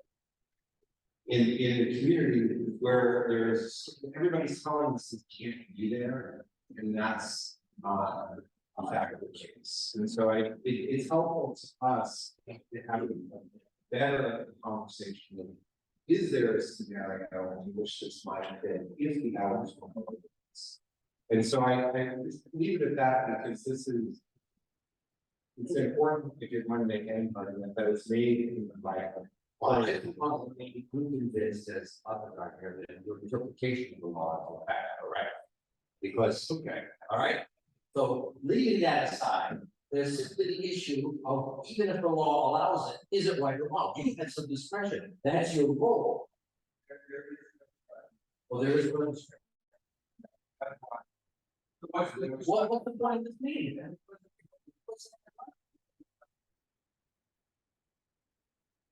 Well, what's the point of the meeting if you're not here to listen to the voice of the people who are affected by it?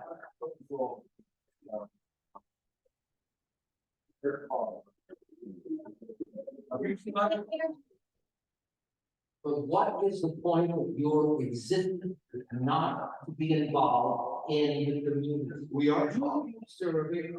Yeah, of course you did.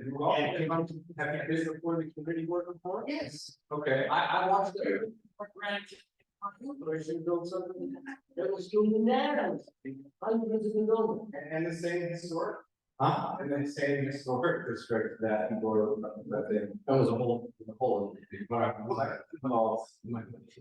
But I mean, I understand your concerns, but they need to be based on the right. And that's what we're trying to explain so that we can have a better position in arguments that tell us that part of the wall, which is not.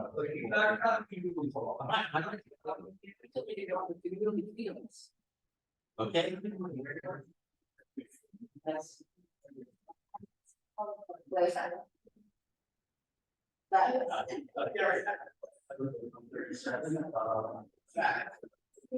Just to be 100%, it's not all.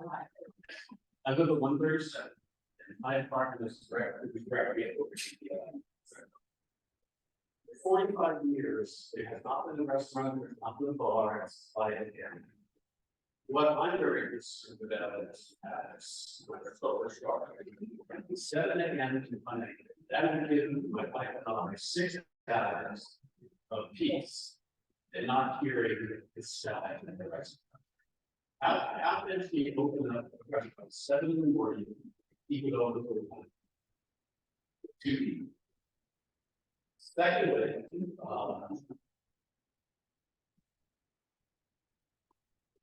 notion that it is not a line item is dubious in the NS.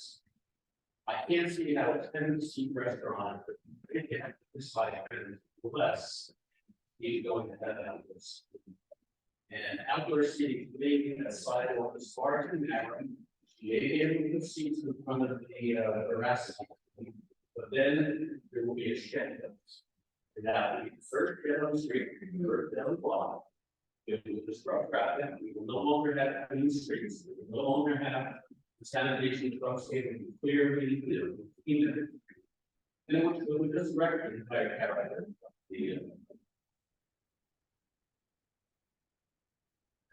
Thank you. Next up.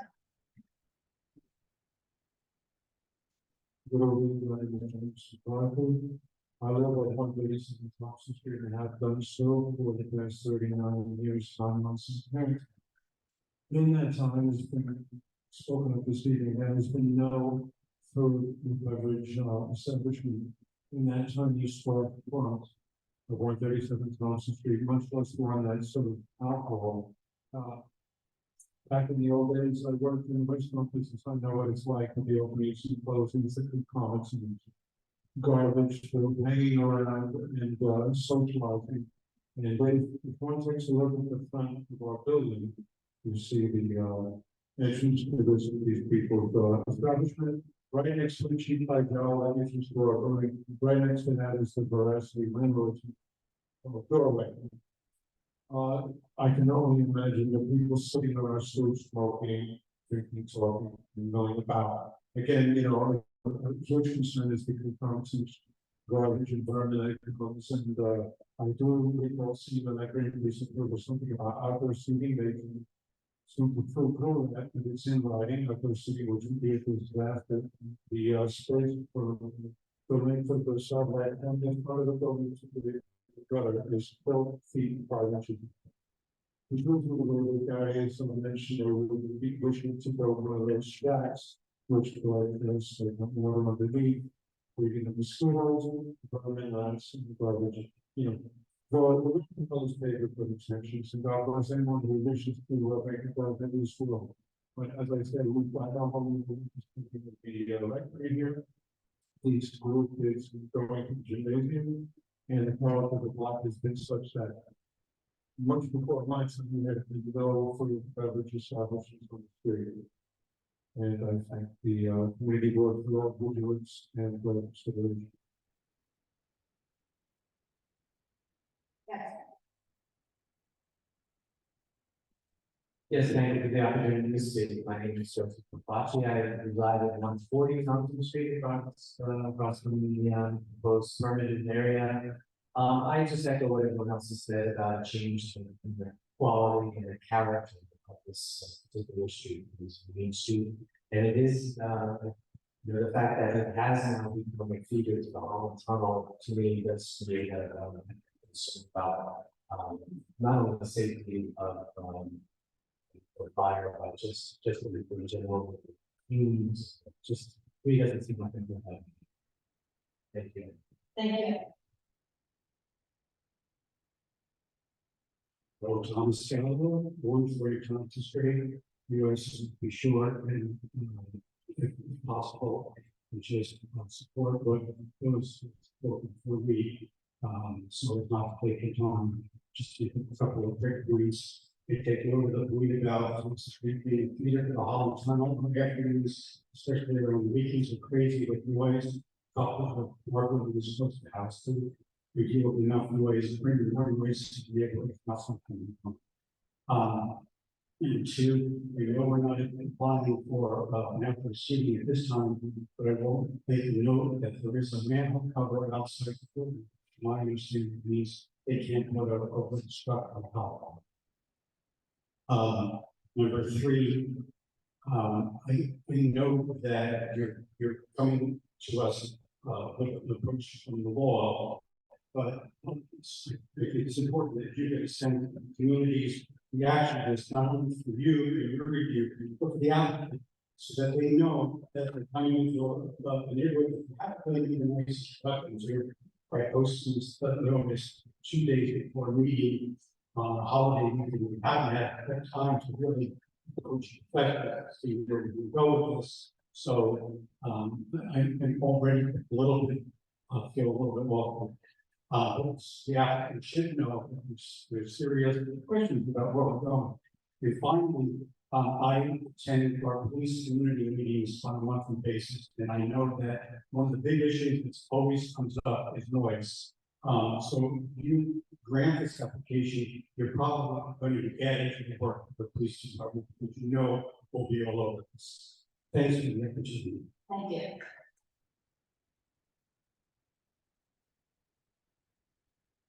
Moranky, Bill Moranky, and live at 140 Thompson Street.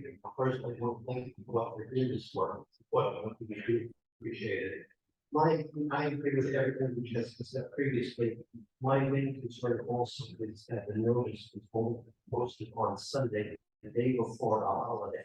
It did not give the community and those interested in trying to consult with legal professionals with due respect. Your knowledge of this issue, but there are a lot of technicalities here. It says that there's great that there's great outside. How are they going to do shed here? They're not supposed to be shed. The 139 Thompson Street has an application for either demolition or major renovation, which means that part of the street is going to be blocked off. Thompson Street cannot afford any more blockage. So at the very least, I would appreciate if you prefer any decision that we have more time to. Well, thank you very much. Yeah.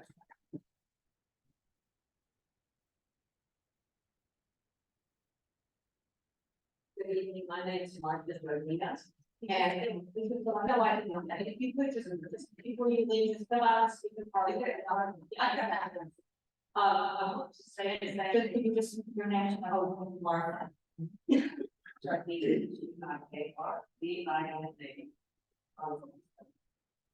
I agree with what I just heard about not giving the community enough time. We have the day before Monday, and that's absurd. For this kind of discussion, we would not have the chance to have more opportunity to talk about this. I've lived here for over 40 years. The neighborhood is quiet. This is not anything about the liquor law. However, when people drink, they're not required. And I'm older, and this street and basically the neighborhood have always been very secure. So I'm concerned about security.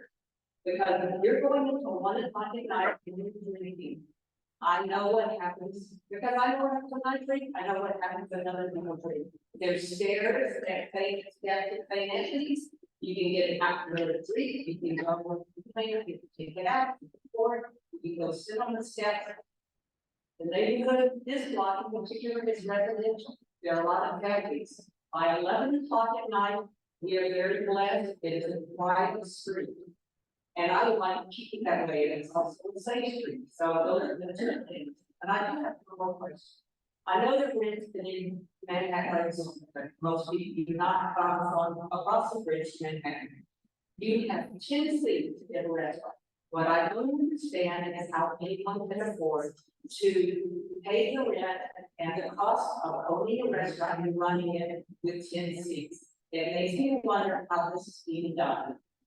I love restaurants, we have very many schools in the neighborhood, I'm very grateful for the children that we have available. But I'm also curious about the business aspect of it, that I do not feel is being negative. Thank you. Thank you. My name is Susan McElroy, I live at 137 Johnson Street. I heard that everyone spoke here tonight, I just want to add my fear of trash collection in the room tonight. The hours that were projected as being 7 a.m. to 12 or 1 a.m. It's a little much.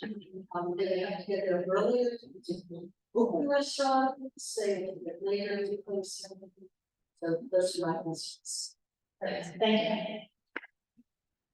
Okay, I think before we go back, I just want to make sure everybody speak out of some public has spoken on this. Okay. Okay, come back and address some of the concerns. Right, maybe this is the church, I'm not gonna go into the room. Alright, I'm not gonna go to the 200 foot pool. Gentlemen, there is right next to you. With the microphone in the back. I'm not gonna go into the 200 foot pool because it's gentlemen here, right, know the rules. I was here in the full board at the time, so I would need to address that before and you stated that the fact that generally people said about the temporary retail permit. The temporary retail permit was started in December of 2021 when the New York State Liquor Authority noticed they had a problem with getting out licenses or reviewing licenses, changed the law, and that's why they came out with the temporary retail permit. And that's why we see the temporary retail permit is basically a temporary liquor license while they're reviewing the application. Someone also, made the assumption of the seat. 12 seats. I have represented Asian restaurants. They had like 15 seats. And you know something? The dishes are very expensive. And they make a lot of money. My client's been in business for 4 or 5 years with 15 seats. So the fact that you have only 15 seats, it doesn't matter if you have seats. What you deliver to people with food. You deliver a different service. She delivered a different type of food, fresh. Honestly, she can make it different. And you know something? What makes it different is what she's bringing to the community. She's not bringing a regular tacos. No, it's totally different. She's not bringing something that's serving the community, and that's what makes it different. I understand people say, okay, but you say, oh, what about the Lord? She don't need security. You can also be that kind of security. And if you need license, it's your fault. That's a problem. Okay, I get security, not a problem. All my clients are going doing that if they need something, I will tell them, I will guide you, you're not alone. Once you're a client, I will with you for a long time, like 15, 20 years. So she barely speaks English. Eventually, more English, once you get more in the industry, really. But she's not opening a mouth, she's opening a club, she's opening a restaurant, even though the churn is supposed to have in the New York State Liquor Authority, because you don't have gas. That's why they call it a tavern. Because you have no gas, they call it a tavern. That is the only reason. But yes, she's opening a restaurant. But it's called a tavern according to the Liquor Authority because you have no gas. And that's the only reason. Okay. I mean, as far as these are proposed hours. She didn't try to get over it, there's nothing more she knows her. But you know, So, let me get back to that. Instead of giving me the several hours so that you can cover every opportunity issues, and some of your concerns and that you heard from the community, aside from there being a restaurant there at all, or it was no outreach, number one, there was no outreach to anyone that lives on the block. well, I can stop with one second of the I have to speak with the email they sent me, so Alliance and some other people. I did outreach. That's what I was saying. Everybody, can I make that try respectfully, you all have opportunities, Thank come up and see, I don't just. So, I do something with you, the people gives you a list of people, but you know something, you see people that come into the meetings, give me people that from the area. He's like, like, people, and I don't know, I actually went through this, I went through it, stated my thousand, I never fought. That's what I did. I had no problem, you know something? And I spoke to the people, they said, contact for civil life, I contacted them. No response. No response.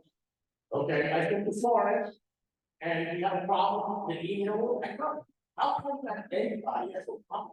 This is a restaurant, it's not gonna. It's a restaurant. We understand that it's a restaurant, but if I have a whole kitchen, No.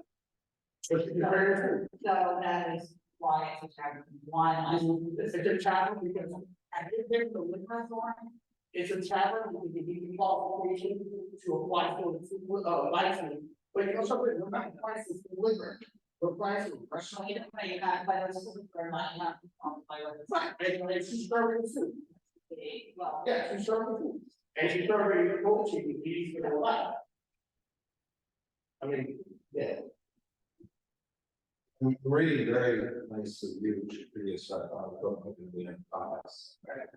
Congratulations on that. And it always speaks to you, who you are. I think that at the same time, to be honest, the application you presented to us is pretty much alarmed the community because they're not wrong. The usage here is outside of the norm of this area and it's valid. And so we're in an impasse because of the extremes, right? And that's, You know, that's the extent of for this to come. yeah, And now you have, we've heard from a lot of people in the block who, while making that argument the right points, the underlying concerns that they articulated are real. Well, it's not the kitchen, in fact, it's restaurant mess, you know, the tavern mess, but it's restaurant, just, you know, we all know the rules, keep all the issues, it's very small, and it's, there's, you know, these, even though this is a non-conforming allowable use, why, it's outside of what the traditional zoning is. we have no, So, like I said, well, I mean, whether no, it's right, non-conforming use, where there is an impact. Now, even though it's a very line, it's way outside of regular hours, so now we're. And, you know, it's because the conversation had to happen. On the wall, and a lot of this presentation helps and also the obvious very real concerns about, you know, road bed lighting. You know, these are all areas included and protected by the zone, which is the job of zoning is, it's like only area, but now the city has changed that, so these are very real concerns. I think we can figure it out. Because you're putting us in a position. I think you're putting us in a position of not really coming up with something because nobody's actually had a conversation about what might go here. And in just in reading just, you know, a quick search online all the time, and this is a restaurant that's not necessarily a place in our community. But they're clearly concerned why in that space from what we present and what they've seen, very concerned. I'm just, and I just say that, and I don't know where these issues may or may not fall, but it's hard because no discussion happening about what could work, even with that. So you're putting us in a very difficult. I don't. But I will tell you this much. I gave her this petition and she, then again, you have to share the language down here. And she had to talk to other people who signed the petition. I wrote down the description and everything. And nobody signed it. One of the ladies over and trying to talk, set up Sure, I don't think we got it all. Just the, I mean, there may be no or anything, but to at least talk to the people. I'll be more than To have a plan for whatever you're going to propose for dealing with crap. We might have a phone call today and I got to that application for this street. Or this immediate neighborhood, with someone else who's complaining about. Or all the, you know, the place close to building on the policy wall being. Around, there's a problem, but flexibility we have on it now. And to the outdoor dining, they're very valid concerns. But it's kind of funny for the day now, so this is why everybody's concerned about that, because it's very cool. Said, because I have it lost. Well, I think. So, that's how they sent me the name. Oh, I get the amendment. Okay, they have serious concerns about that, very valid, Okay. So, I have a resolution, I amended that, I moved it when they said that. okay, so maybe I amended the one motion. check with the office, with my screw up that I Yes, I don't have a problem. You guys have been at Redlands for a long time. I will talk with the community and we'll rush it out. She don't get a restaurant. She got doing nothing great. Is that right? So. I was just gonna say, they're talking about one communication, they're talking about another. This I don't know, okay, I'm just saying this isn't even a conversation. I don't know. Because But I'm also, I don't like to work with the community because she'll be part of the community. you don't know where that will go, but when you present it, of course there are. I have no problem. I mean, just.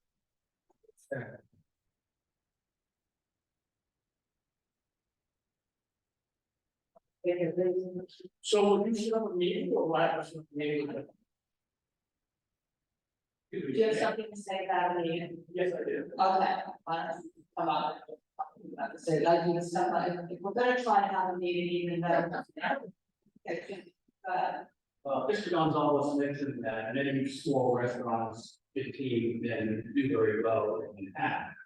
Now, if this is a 10-seat restaurant, is there going to be takeout and delivery? And then you like, will there be road e-drivers logging up the side of that? That would be. So I think what we should do is just try to see if. We can arrange a meeting with the community. I don't know if it will go, like, this, the part of running, what you're saying is one thing, you do another, yeah, I mean, there may not, there may be no solution, right? Like, so wall, keep it hard, but. This is thoughts. So I just need to have, I don't know, have a pub association or maybe somebody to, give me somebody who will help coordinate or different email addresses I have on here. If anybody's interested. So maybe that's how. I'll email the email addresses that I have here.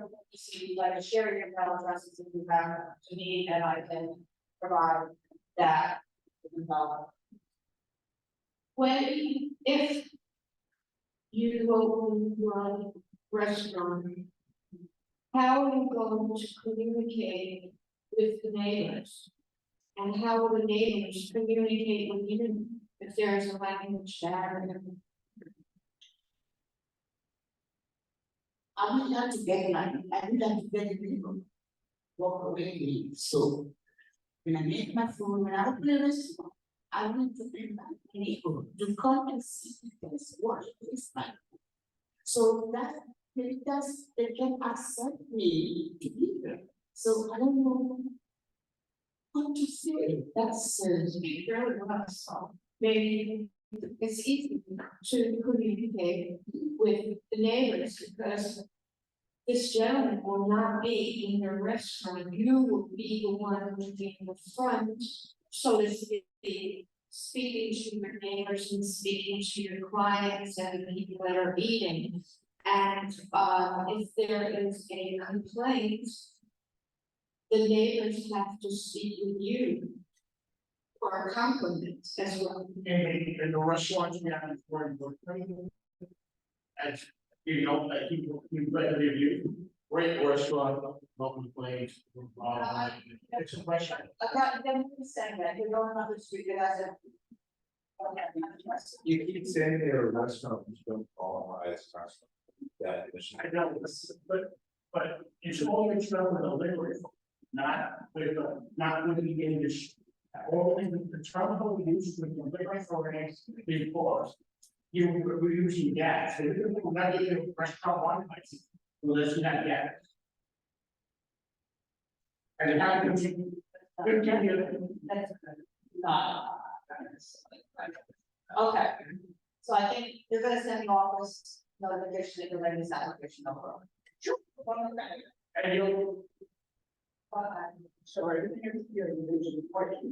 take now. You know what? I'm not doing any more of this discussion of this now. When you're going to do the application over, you're going to meet with them. You're going to ask them all these questions, you can be prepared to answer all these questions about taking up, about the street, about the hours, because she cannot be in the restaurant from 8 o'clock in the morning and from 1 o'clock in the morning, she's getting from Brooklyn back. I'm sorry, but I think there's been happening some serious compromise, and part of it's why I just, you know, the restaurant, Obviously, the people that will ask for the matter we put over, and then you'll get back to me with a time and date for the. I'm not gonna arrange meeting, I'm going to call somebody. You're not- One second, just 1 second, please.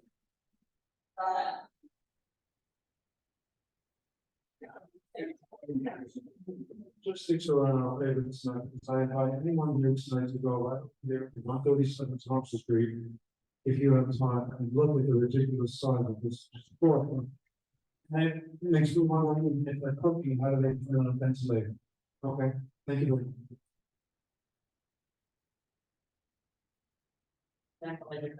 Last one. The application should be upon the applicant is arranged, but you need, I heard that. We will be on that, let me just finish 1 second, please. I'm trying to help here. I do not have a law association for all of you, so they want to give me the name of the law association, I'm more than happy to do that. I do want that, I'm fine with the facilitator, I understand the responsibility belongs to the applicant, to the outreach. You're not community outreach. I'm not asking the community outreach to the community. Okay, so anybody from the community, I'm gonna email everybody's name I have.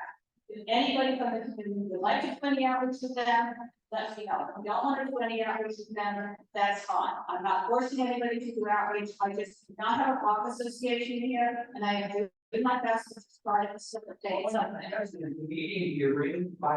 I'm not arranging these. I'm not asking you to arrange them. Everybody's permission to hand them more emails. If you want me to just do that, I don't think that's really what you want me to do. So, stand outside of the petition, and we'll pick them our evening. Okay. My place outside. This is what we're gonna do. There's pens and paper in the back. We could go in the back, if anybody would like to meet with them, get their names and addresses, and take it out to the hallways, let them continue the next application. Thank you.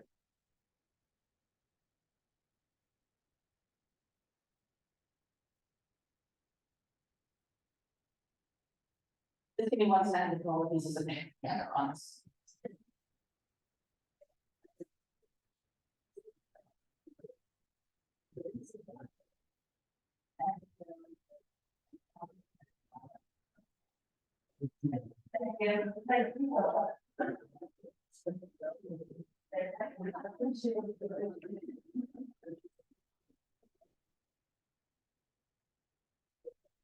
Okay, the next application is going to be, Little Rats. Here it is, the Rats at 290 Elizabeth Street.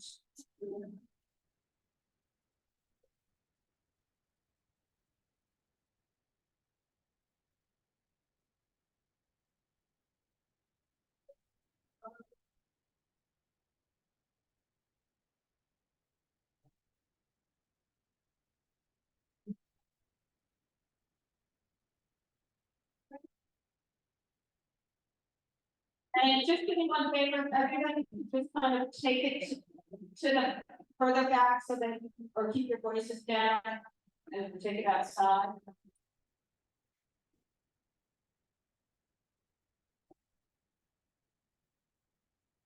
Stop.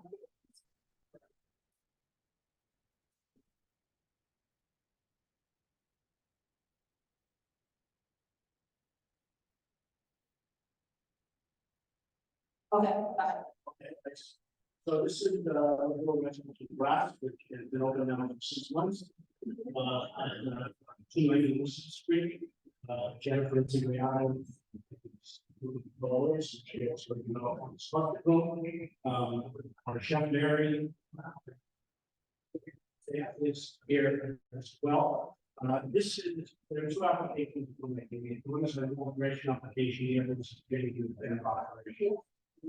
You will recall that when we came before you in this application, we were going to activate the ground floor and make that a restaurant and bakery, which is what it is, which is how restaurant and bakery.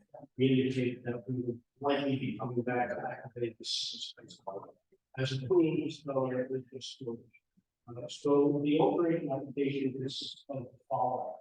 We're changing the seating around on the ground floor slightly. So, the number of tables is increasing from 12 to 18, the seats from 41 to 44. There is a bar on the ground floor, we're making it smaller, 20 feet or 25 to 15 feet, instead of having 14 stools, we'll have 8 stools, and we're also relocating that. Most of the physical changes on the ground floor. Physical changes in cellar are putting in the dining room, there's 1 table with 20. So that is the operation. Also, part of this is an application to change the property. Guys, still gotta take this outside. I can't hear up here, please. Everybody in the back. So the changing of the operation is one principal component, which is for activating the cellar. So it was stored, it will now be operated as a private dining room table. When it's a private dining room, that means not overflow, it's not open every night for anybody to book. You have to reserve a table for 20, so it is for private dining. Whatever your group is, 20, you can book that room. The other part of the change in method of operation application relates to hours to a very limited extent. The hours that were approved by the state authorities are 9 a.m. to midnight during the week and 1 a.m. on weekends. That will apply for the ground floor and will apply for the cellar. If, however, there is a full buyout of the restaurant, which we will limit the number of, then we would like to be able to have that event up until 2 a.m. Doesn't mean we would have it until 2 a.m., but we would have the opportunity to have a limited number of private businesses to 2 a.m. And we can restrict the number of times that happens until the year. Let me just ask you one question. When we're saying that you need a full buyout of the full restaurant, not a buyout of the 20 people downstairs. You're just putting the table downstairs midnight and 1 a.m. supplies. But if you're doing a full buyout of the restaurant, including the cellar on the ground floor alone, then it would be up to 2 a.m. Just to remind you, there's no DJ, there's no live music, there's no outdoor space, all music is always background recorded music. Jen did a lot of outreach on this matter. We submitted to the office, and I'll give you now some petitions. We have 26 petition signatures, of which 15 people live on Elizabeth Street. And we have a C letter in support of they include the president of the 21 Meter Street board, also include the board, who is some of our stakeholders, who also was support and remember that tell also supporting this to the 83. Let me give you these. I think one of the names in there is in Right. our names. Yes, you made this clear.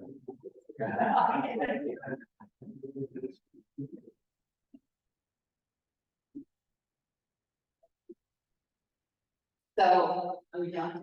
Yes. Okay. So one of the questions I have is how do legal access, the private dining room downstairs? These are the needs of the residents and the board of the people, have been used for as a service entrance during the day. That could be used as a private entrance, but when you enter the main doors of a restaurant, it's secondary more like main street with those services. And since we haven't used it, we haven't figured out what the best flow, traffic would be, but there is a second door that would select these. So you're saying that if you're downstairs, so there's the over on the right hand side, the new stairs.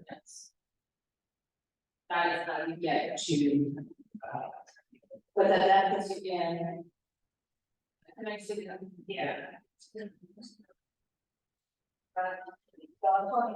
stairwell that's like to the right where it says locked door. But that's access.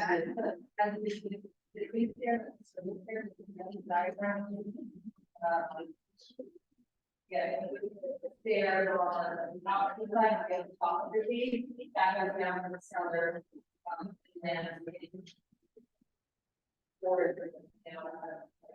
That says. So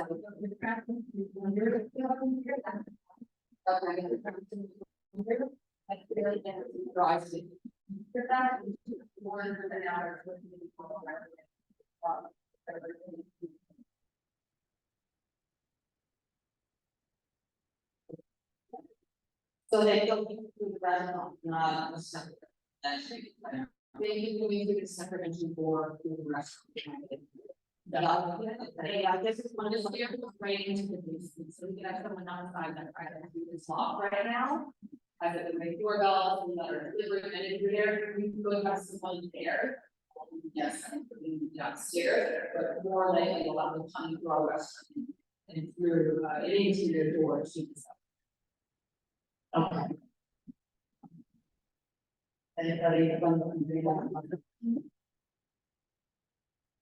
So the last time we were about the board was it midnight. Closed at midnight. Right, and so now you're asking to make it till 2. But you're asking me until 2, we're gonna open up a separate space downstairs. And we. It's not a daily. About basically. Because that involves a lot. We feel like we do maybe. We're gonna get it down. For downstairs, we don't have it downstairs. The downstairs.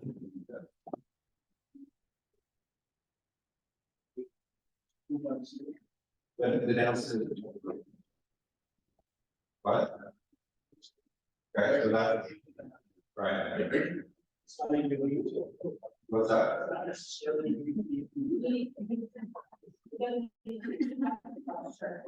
Right, but it's going to be an event where everybody comes to us at the same time, and sort of the types of events they do have that time. Okay, so that's 10 cars. Yeah, like selling. Honestly, I think we talk about tax creation the first time we were here, I really find. He said that we thought that we're in, and should we expect to see members that I'm very funds in front of 301 of this list, I haven't heard anything about the draft for that. There you are. First stop for the restaurant all the time.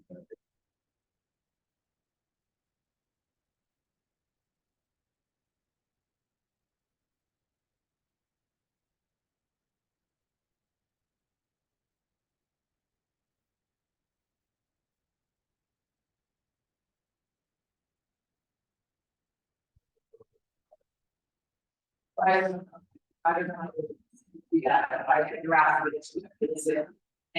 it's real. I don't know. Maybe when it was. Well, they pay for the meeting time and make the rest. They don't like anything. Right,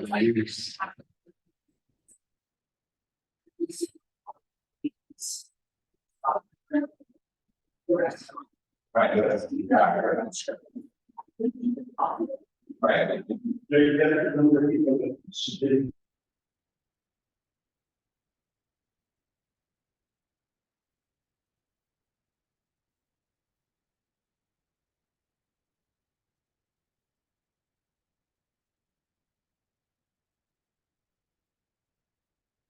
You're in favor of mod, but Behavior and accuracy, I don't remember one day, whatever, I think it's proven that we will say we're gonna do or not, everything we say we're gonna do. Refrigerated factory to money is off of the room, the electric stars, computer that was just once a month, 1 or 3 times as much as any other restaurant. Either considered as being a bar or not a bar, or there's the bakery in the restaurant, or now we'll do breakfast. Wholesale and bread, is these, put them down. It's been probably 2 months, we're not trying to be sleeping. And we want to understand that we want to come back and well, selling up the space. That was a compromise. I was not happy to because there's around the smaller house that closed at 2 before and but otherwise the closing earlier. It's not that we are never. It's not that we're often, everyone's leaving our restaurant, but it is pushed to get every single guest out by 1 a.m. The more money people are spending, which is obviously the job I've done. Selling like thousands plus ons, to be able to sell this for a private event, they're significant for our business. The people are spending a lot of money, we want to be sure that they are coming, that we stay to 1 a.m. We sell 3-hour events, booking this. We wouldn't be looking to put if we look for 1 a.m. and we will cover together with work. I mean, I know from Zella's has a cheer as well, so yeah. We can offer that. So we decided not to approve the application, I do approve the application, we've done that, we want to say that it should be interesting. They need to slow down, we're not gonna keep that up. Yeah, I didn't want to honestly, how many people. A lot of time. Does create more this outside. Well, no. This way, I'm not decided to make that yet. The 2 accounts for well, I don't know a lot of that would be another, yeah, I mean, that, to me, that's. An issue with 2 a.m. I like your expensive like actually have that because everybody doing that.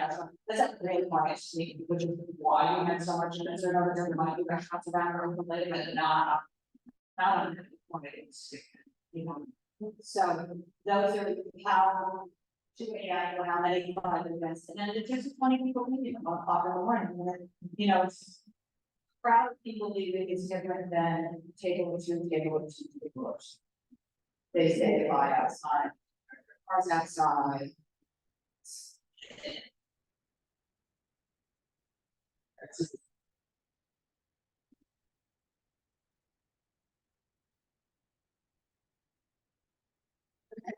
I don't know how you we're happy, this is more of a buffer for us, like to be able to have people living here, I think anyone who get out of the work to, it's not not having to push hard, getting us out the door. It's very certain first.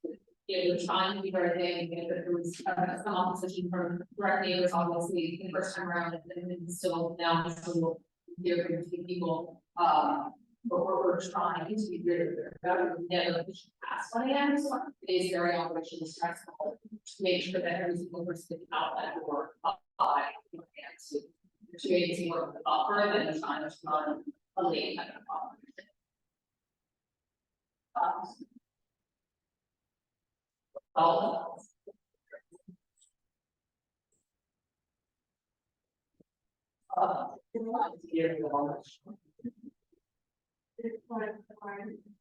that's what that's it.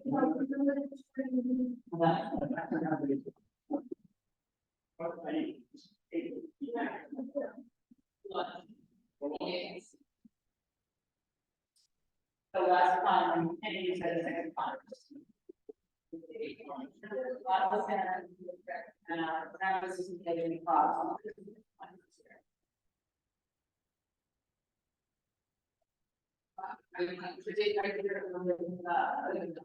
last time. I will say that you better, it's a different. 6 would be more agreeable to the board. We kind of covered the chat. I think that's right. I don't think you're bad. So I think that's the friends are operating on the stage. Yeah, and that's why I raised that. You know, we're having full heads, we're going from that regular.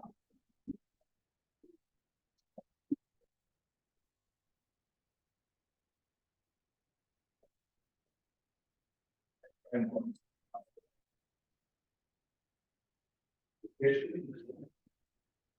I will say that, you know, if you visited the space, it is.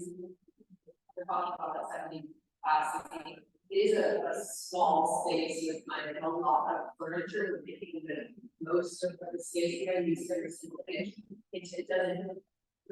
It's not a space where like usually in something, you don't have you know, 100 people in this space. So there's really a lot going on with the bar and make very good kitchen, all the furniture. It's very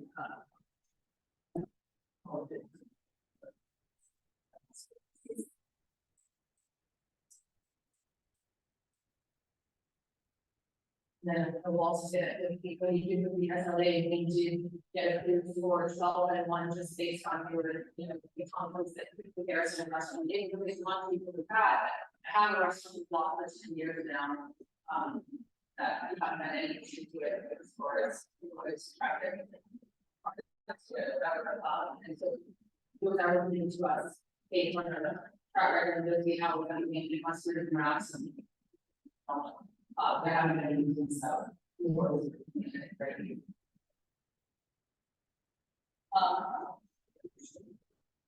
that brings me to one of my other questions. We can get another objection because right now if they are accepting for 82 people or something, we got 10 servers. So would that be separate, like usually it's separate. We're actually I would get everybody with the help of building the strength of the CMO. Well, you know, all that we're trying to get CMO and we're trying to look at it. It's just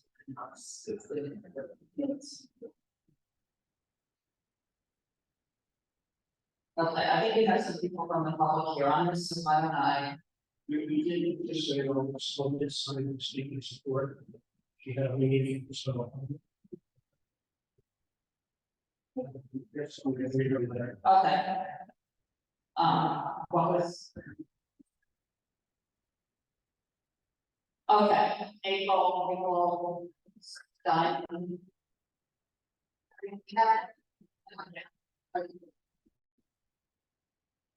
Okay, and anybody else here on the public office, we just want to come up here and then I'll. Thank you. My name is Tamara Johnson. I live at 259 Street, which is the building just past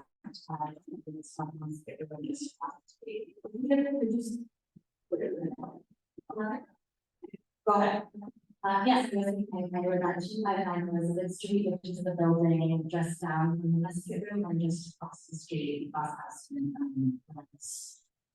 so I will first read April's letter, which she passed along to this evening. It says, my name is April, I'm neighbor of Ross. She's living at 43 First Street, just 2 blocks away. I wholeheartedly endorse the allowing patrons to utilize the cellar area of Ross as well as to be employers. This outstanding restaurant not only has vibrancy to our community, but also contributes to its inclusive charm. Moreover, the presence of Ross provides a sense of security during nighttime, which is often lacking in other streets with vacant spaces. This addition will not add to foot traffic or any noise to the neighborhood. In addition to the positive impact Ross has on our community, the character and integrity of the restaurant operators involved greatly contribute to the record. The owners and staff of Rest are dedicated individuals who prioritize exceptional service and a welcoming atmosphere that fosters the community. With April's testimony, and I would go to my role as in the next couple years. I would love to speak to the exceptional professionals on the elements with them for this is to full on business. Very good communication that Rest and never received. Moving other than a beautiful into dining room. Neighbors, I had the opportunity to meet so many of our neighbors, community from people who lived there in the 70s and moving most of these places well. Just I want to present but I feel like those sentiments as well, just for that learning as well, that it certainly provides us some security on the block. To have someone there where not having any restaurant will I would also like to say that I know that the restaurant is right next door to Palm Gary's, which I believe is something before I mean every day. So I wouldn't consider personally for the additional disturbance with slightly bigger hours because really do have violence so something yeah, I've done Rest dozens of times and I've never experienced something rowdy about it's not please try to cross on something like that. Thank you.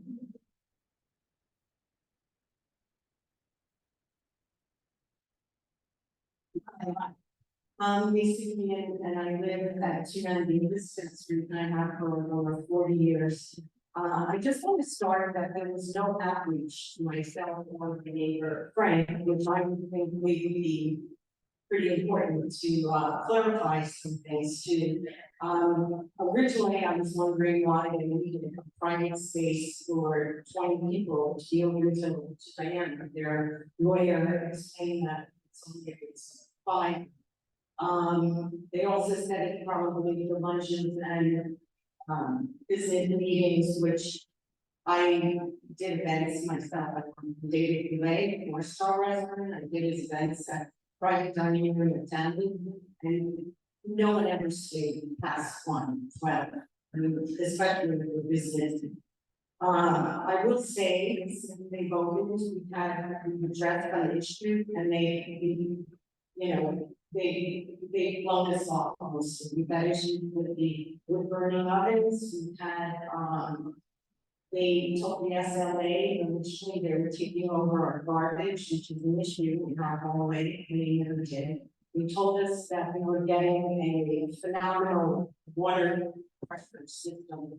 In fact, we have decreased water pressure, but we have a very noisy water pump that sometimes goes off all the time.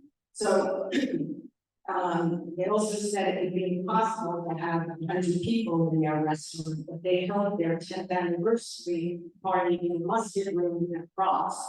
And I had called Fox because the noise was so long, loud, and it was packed.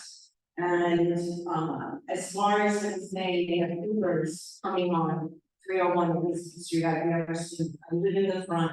There's Ubers for Tom and Jerry's. There's Ubers for Ross. And when you leave, you get a car picked up in front. You know, walk somewhere. And, you know, it just doesn't happen.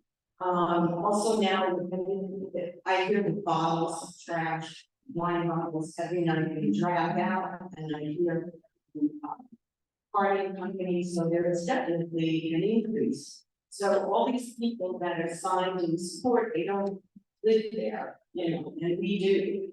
And as far as having a water pressure, it's a big problem.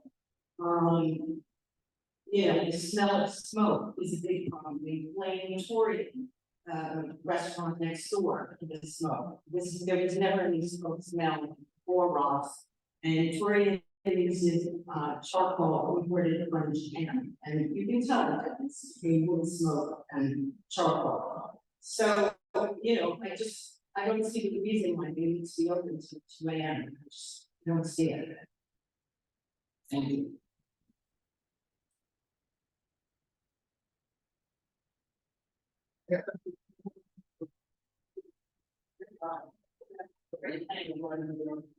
That's in the community board or not? Did you email it to the community board office? Did you email it to the community board?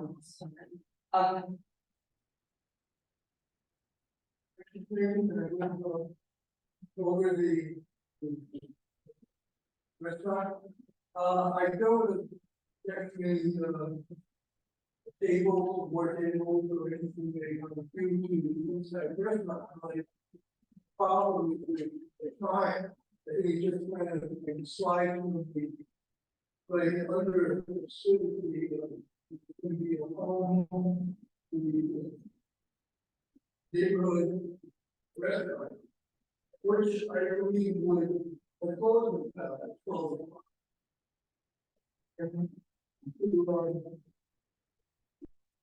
Extended time, the principal going to a bar. This is. People create a lot more problems. The bar, right next to us. It's terrible. There are people outside, running babies, smoking, drugging, all kinds of stuff going on. I don't see any problem from Ross. Very quiet most of the time. But I think the extension of time create more problems. That's wrong. So when I heard the people from Compton Street, they had anything, don't have anything. The people on the street over. Garbage, everything. So, Did they reach out to you? Or did they reach out to you? no. Quickly, they had told the neighbor of mine in January where they opened, that they had intentions of opening the speakeasy down there. So it's another, like, because they've done so many things off and then they said they would Google overseas, how do you know whether it's a dinner party from 20 or 40? I mean, how does that happen?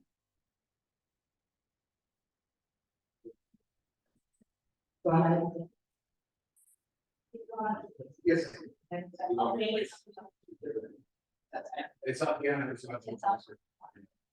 Okay, so, as others have mentioned, I think that what we know here, I moving towards what Ross is, or involved is nothing at all like what they originally came to the community board for, with, and basic diagram, which is the chairs down there for separate upstairs and downstairs dining.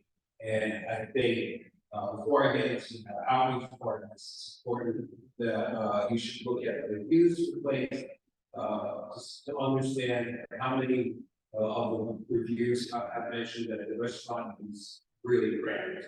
And I think there's evolving again into something else, something that they did, what they sold the community board on something that was beneficial to the community to get around the fact that they were next to common areas and other things, going to be bar. And what they sold the SLA on was something that they had even a hearing on, that this could be a community benefit. We're not seeing that. We're not seeing any of that. We're only seeing them sponsoring with the history of Greasy taking it for themselves. There's no bakery there. I mean, there's just a $15 little basket of bread that the table is carved on. The community has no benefit. On the outreach, when they went to SLA, people were fuming. Who didn't go there to hear how disingenuous they were to the SLA officers about people not getting vaccinated. In fact, Jennifer was getting vaccinated. I mean, it was completely outrageous. And I've been to so many of these things, or I've never seen anything like that. And I think the community really feels cheated for this. I would really take a hard look at where these letters of recommendation should be coming. It's also hard to believe that like the other person said that there's only gonna be 20 people down there. It might not even be sitting out. If they have a party down there, it might not even be. Eating could all be standing in appetizers, in which case there would be like 40 people there. Just because you have a party, you can't control the amount of people come. Some people don't show up. Some people come midway. You could have a revolving amount. In terms of the Ubers, from what I've seen for the private events, and they have been way too many, is this really now evolving into a speakeasy? Is that when you come in with, and you're carrying 100 balloons, you're not going to stop at 301. And you're coming in, you're carrying whatever else they allow you to carry in, decorations or other things to take over the place. Also, not a community benefit. They're coming with big cars, and sometimes they even have other delivery people coming to deliver stuff fresh for that event, whether it's party accessories or a cake or some sort of whatever that they're not going to get from the restaurant. So this is nothing like what they originally came to CB2 with. And the outreach is appalling, just really appalling, to completely miscategorize the communication to the SLA hearing that way. It was something like I've never seen before. That, and you know, in September, a Halloween party, wait until November, December, 6 times. I mean, that's not going to happen in the holidays. We all know there's going to be tons of people wanting a private dining, wanting a private space, and what was supposed to be apparently, you know, carrying on the tradition of Parisi for the neighborhood. You know, that's a lot of car traffic. It's a lot of people smoking and vaping outside, and it's a lot of employees smoking and vaping outside, not in front of their place, in front of the next door place. So as a member of ESPA, we weren't contacted. We were in talks with them. We were emailed, do you want to come meet with us? And then dropped. And then she went to SLA and said that we dropped them and we didn't get back to them. We didn't hear anything about this, and more of the community knows about this. And I hope that you lay it over so we can really understand what this establishment is now turning into. And where do you live? You're Down the block. down the block. Okay. Oh, and just one other quick thing. There are people who live in the building, who have the same landlord, who are not going to come here. Yeah, I know. Okay. Yeah, I echo that sentiment that there are people who express to me that they don't want to come because of safety concerns or privacy concerns. We do have a lot of support from people, even people who are in opposition that live above Tom and Jerry's, who now wrote a letter of support. We have support from 292 to 298, from 10 Bleecker, from 21 Bleecker, basically everyone in 301 Elizabeth, which I know is a big building. But yeah, the building is mixed reviews. There are 3 people in the building who are in support, and they would not come out of fear. I think that 298 still has a bit of a old school mentality, a bit of a mob mentality. I know I've been accused of being in the mob and paying people off, inspectors and things like that. I think everyone's still in like fight or flight mode from the history of the building. But as far as me being the opposite of what I said or disingenuous, that's not true at all. I think I don't know who this person is. Are you Eddie? We're not going to do the back and forth. So I've been, back and forth with ESPA on email, yet they dropped the ball. Eddie dropped the ball. I dropped the ball. It's nothing disingenuous. It was just bad communication. And I didn't reach out to our direct neighbors because I think it was pretty clear that we were not going to get support from these 2 people. There have been a lot of things back and forth, from stealing the newspaper to this and that, just ridiculous things, to the point where I said, this is bad for my mental health. This feels like harassment. I'm not going to communicate with you anymore. I don't own the building. There is a building owner if you have problems. We're not trying to leach the Parisi name. We're very close to the Bavona family who owned it before the Parisis. There's a photo of their grandmother on the wall by the oven. They come in all the time with the Monsignor. They're literally some of our biggest regulars. The garbage has been taken over. We have a trash room. The water pump has been installed. If it's not a good water pump, we're working on it. There's a lot of engineers and Just to clarify, so you are doing the trash now? For the yes, building? someone from the building brings the trash to our trash room and we take it out and we pay to haul it. Okay, The water pump has been installed. We went through the entire DEP process, the oven, and did everything we said we were gonna do. And I think what we're really, sounds like we're talking about here, the person who lives directly above us is saying that we're not noisy. So I think what we're really talking about is, and this person doesn't live on our block. I think what we're really talking about is the hours. Even Lisa herself said, 12 and 1 is standard with 4-star restaurant events, and Frank mentioned 12 o'clock. So if 12 and 1 mirroring the hours that we have downstairs and that we have the musket room that we've never had an issue with, if that is going to make everyone sort of happy, at least in this instance, I'm okay with that. And if you did see our room, which we have invited you all to come see the restaurant, we are open from 9 a.m. We do bake bread. We do wholesaler bread. We sell a lot of croissants. It's not just a bread basket. We clearly led with dinner because that's what we had the capability to do before we had gas and electric. But we are open breakfast, lunch, and dinner. Bakery is open every day from 9 to 2, except for Mondays when we only wholesale. And we're starting breakfast and lunch this week. So, and if you did come see the basement, you would realize that you can't have 40 people down there, nor are we interested in wrecking our place with too many people. so when you're saying 12 and 1, that's for everything? 12 and 12, so forget this 2 a.m. Is that what you're saying? Yeah. Okay. And then is the downstairs only to seated patrons? Yes. So that would keep it to 20 and up for only. And Donald, I heard what you said before, but I'm just going to ask one more time. Is there any 12 o'clock for downstairs as a closing? Is there any negotiation on 6 times a year for 1 a.m. for downstairs? I mean, I'm concerned, 20 people leaving is different than people coming out of a restaurant. And it aside from Tom and Jerry's, it's We could do a party. We could do a 20 top. That'll take up half of our restaurant. We have 11 tables in the dining room.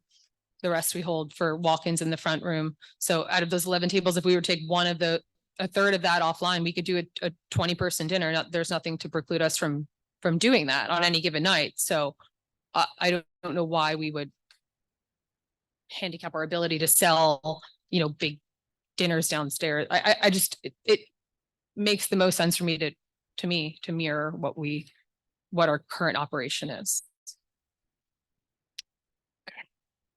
Anybody from the committee have anything? No. I just want, I just want to add something that Jennifer has gotten a lot of support, which we submitted to you. But she's getting a little bit of a bad rap from a very small number of people. And you have to remember her experience and her background.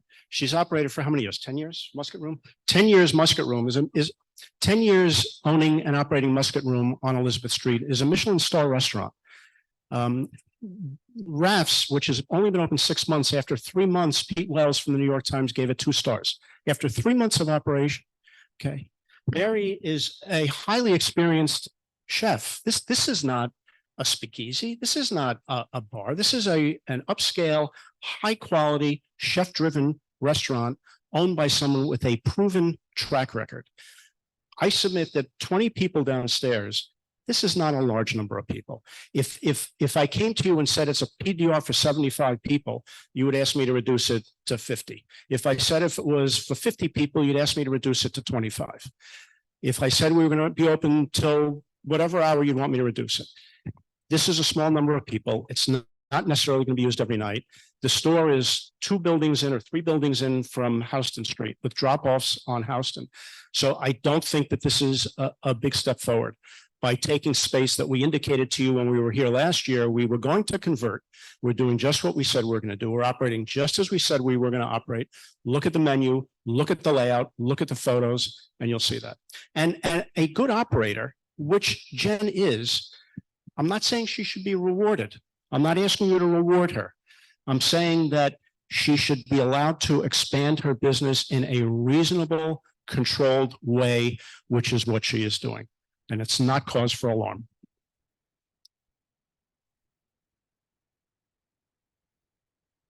I was just looking on the DOB website and it looks like there's a violation for not following, pulling it up again. I went off the page for not having a permit in place. For what? Work without a Was that for the permit. water meter? I don't know. I'm looking. Hold on one second here. Against us or against the building? I will tell you in just a second.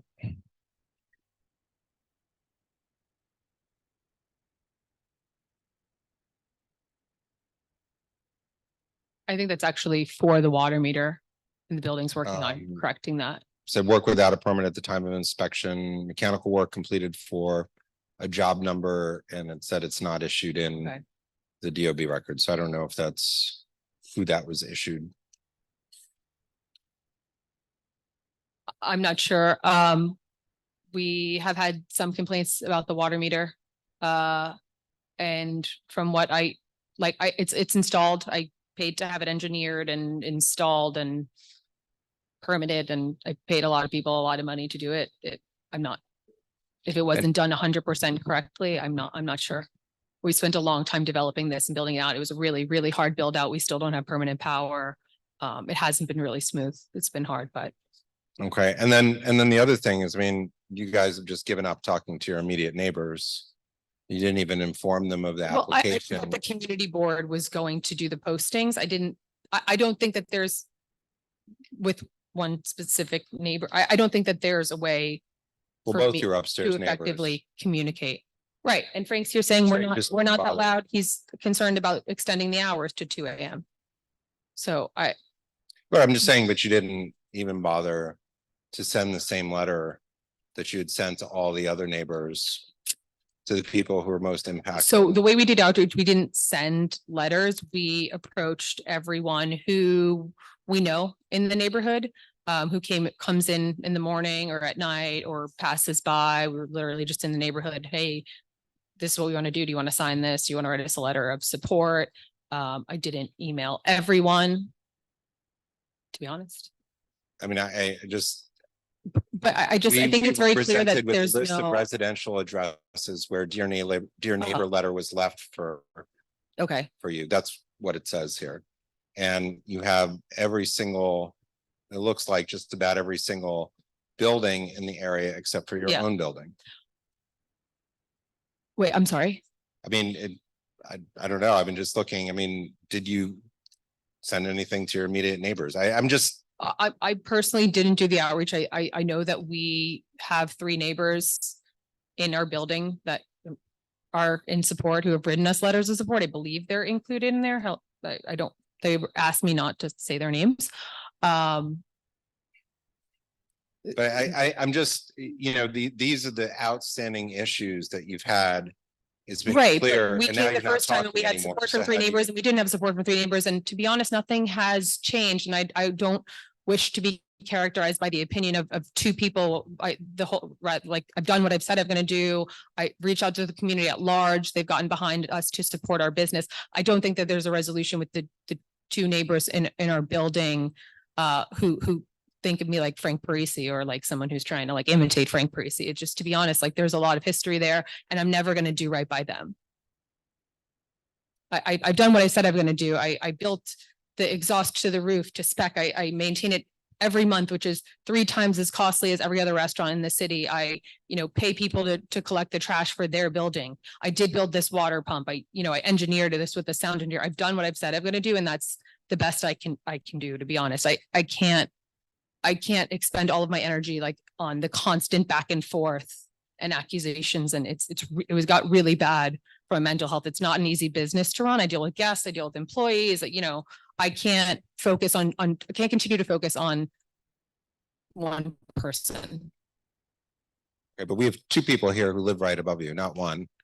And Frank was saying that he's concerned about the hours. We're not, Well, he that's what I'm doesn't just have saying, issues. But you didn't reach out to them is the issue. That's a fair point. And you're reaching out to everybody else. It's not a Okay. question of what they say. It's Yeah. just, here's what we're It's doing. a fair point. I guess I And- just assumed and that I think- everyone knew and they would show up or if they And I wanted just to or think not. to the point is that I think you've heard some fair criticism, not unfair criticism from both of them. right? I don't think it's fair. I don't think it's fair to say that I miscategorize my business or who I am, or that I've come and I misled meant from you. your building. And I don't think that those two Okay. people who live above you said that. Okay, I'm just saying you can't move forward when you're not. I understand your point. Look, that's understood, but to not say anything at all Mhm. when you're making Right. substantive changes okay. that will have a direct impact on them. It's a fair point. That's the issue. And it's not, look, there's some people who patronize you and some people who don't, but the people who live right there, their impacts, obviously you knew the same thing going into this building. It's not like its history was unknown or the problems there were unknown. You even alluded to them and all the work that you were going to do to create the space. But I think that the issue here, is we can't solve a lot of the other problems, but one of the things from the very beginning has been the impact. Has been The impact, right? And that's what Donna was saying as far as private events, those are impactful. What are the parameters around them? If things are closing earlier, there's a legitimate thing to say, this is not an impact. Mhm. But when you go later, that's when there is an impact. If, it's still not clear to me how often you want to use the downstairs space. But I think that the point is that if there is a time that it's closing that's consistent, there's less of an impact. Okay. And I think that if you're talking about full events and everything else, that's not later, it's actually earlier. And I'm assuming that if you with downstairs, and correct me if I'm wrong, you want to use that as much as possible where it makes sense economically. So even if you were during a week, for example, we're full and somebody comes to you and says, hey, I have a group of 10. Yeah. You're So we can't So accommodate this more than is- a group of 10 in our dining room. So that is one of the reasons why we want to use this. But I will say, it is not an easy path of travel. Nor is it something that we can accommodate when we have a full jam-packed dining room. Chef can't do it. Our All right. kitchen wasn't built for it. We're never going to be 100% upstairs, 100% downstairs, which is only 20 people. Like that just won't happen. It will cause us to hold our third turn or just how many people walk-ins, which yes, I understand does impact the community's ability to enjoy the restaurant, but we can't be operating like upstairs and downstairs full capacity all the time. The difference is that people will pay for a private space, which we do not have right now. So I guess that goes back to, I don't know what the 6 or 12 times a year, what that actually is. I'm assuming that's not just downstairs. That was for a full buyout of the space. And again, we were hoping to just have more of a buffer to get people out of the space. If people linger until a few minutes past 1 o'clock, that would be very stressful for me right now. I couldn't let that happen. I would have to literally kick people out the door. So the 2 a.m. was asking for hey, a few times a year. If we have these big parties, we would like a little bit of a buffer. But if it makes more sense to keep everything consistent, then I'm fine with that. Okay. I mean, we'll discuss it and see what everybody Okay. says, but what if I'm hearing you correctly, what you're saying is 6 times a year, not more than 6 times a year, you'll have these full buyouts. Right. You would like it to be until 2 a.m. Yes. But you are willing to do 12 and 1. Yes. And you want to keep the same hours for the private dining area downstairs as you have for the upstairs operation at all times. Yes. Then as far as accessing the basement, that was the other issue, which is the separate area. Yeah. Right. I'm to be honest. I didn't have any clarity from what. I don't know what the right answer is, to be honest. I don't know. I know that. Yeah, it sounded like you didn't have We've clarity future-proofed it. We have sprinklers, we've got the fire alarm, we've got all this stuff. We're prepared to Well, I safely. think that goes to the concern of what people were saying of speakeasy. Yeah. I understand what you guys have said. I'm Yeah. just bringing up. So I So don't have that's- any desire or ability to have people in this room unless I pay to staff it. So I would not. We literally can't staff it unless we have the money to do that, which would mean that we know that there's an event coming. You can't just have people So wander you're down into not- our basement. And just to follow, so you're not separately naming it. I just wanted to answer that. Yeah. You asked if a party of 10 comes in and they can't go upstairs, can they go downstairs? If Jen doesn't know that they're coming, she doesn't have a staff, she can't come. Oh, no, I didn't mean a walk-in group Okay. of 10. I meant, you've got a big group, they call you up, we want to Yeah. make a reservation. It's a group of 10. Sure. Is my point. You're not gonna, I don't know whatever your point is where you would say yes. Right. But I know there is a point that is not. Yeah, I mean, it would 20, honestly be a so- conversation with Jeff, like, hey, we've got 100 covers on the book. Can we handle a table of 10 downstairs? And it would probably be, either 6 o'clock or 9 o'clock. We wouldn't put it right in prime Well, time. and that's sort of the point of what we're bringing up as far as the impact of having this being the later hours, which is the later closing. Yes. And it's not the earlier. And I'm bringing that up because I think that there's less concern, for example, if the downstairs closes at midnight, 7 days Yeah. a week, whatever it is, versus you have huge groups coming out later at night, that's the concern. Or if you do a full buyout, that's the concern, right? That's the impact. The earlier stuff is not so much. Yeah. And I don't, and we see these events over and over again, but then the reality is nobody has them that are that late. Right. Because they're agree. mostly corporate. Yeah. And they start earlier and Mhm. you're not gonna have a dinner for Right. 6 hours. I agree. Right Yeah. now, we have lingerers and it is sometimes challenging to get everyone out by 1 AM. The reality of us doing events until 2 AM is, I don't know how many it would be, to be honest. It was, again, just like to give us a little bit of a cushion.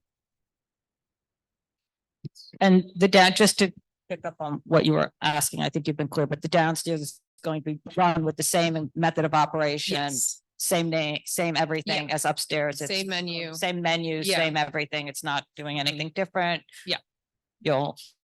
If there's a line in the stipulation that says it's running that way, you'll not have a Yes. problem with anything like that. Okay, I think that does it. Thank you. Thank you.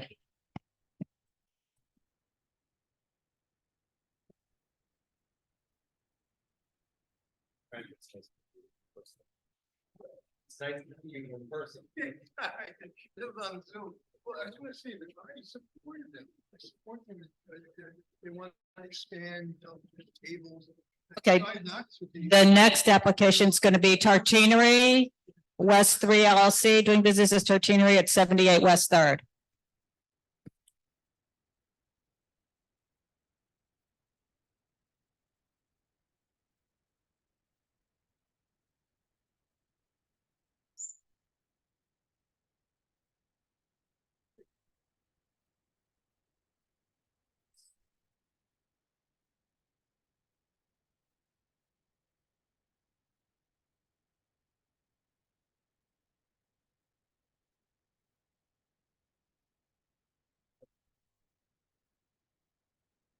Good evening. My name is Frank Palillo. I have with me Nicholas Dudko.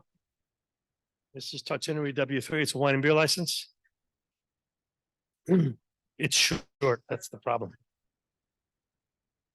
I'll bend.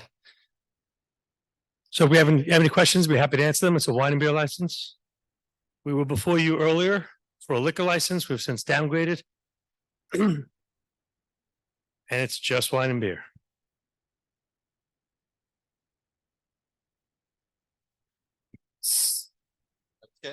Okay, well, I mean, okay, so the first thing, because you're not telling us much, Frank. Well, we've been operating for about 5 months now, so I think you know. You're operating? It's Yes, operating there? we've been So operating about it's- 5 months It's open? on a temporary permit, yes. So So, I presumed you knew us by now. And the outdoors, there's seating back there. all right, so hang There is seating on the outdoor, yes. Okay, so there's a wall built. Is there a wall built in Between- between Yes, Irving? And so it's Separate- two separate two separate spaces. spaces. So then the address of 78 West 3rd, is there also, I know, Lois, just let them answer. What's the address of this? Because The building has 2 addresses, but the legal one is 78 West 3rd. The address of the restaurant is actually 233 Thompson Street. okay, But everything is still under 78 West 3rd. Yes. okay, and so Hang on. All right, so you're separate. Operable doors, are there operable French doors? Yeah, Or- we kept the same stuff. So it's the same. So there were French doors or there's no French doors? They are. Operable. Yeah. Okay. And seats? How big is the space? Do you want, I mean, I'll go through 18 tables, 46 seats, one bar with 11 seats. Is that right? So it's 57 inside. Yes. And Frank, I'm doing your job for you. Yes, And then, I know you've studied it. and the hours are 7 to 12 or 8 to 12?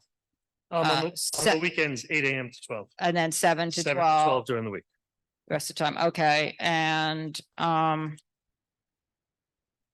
what else did I write down?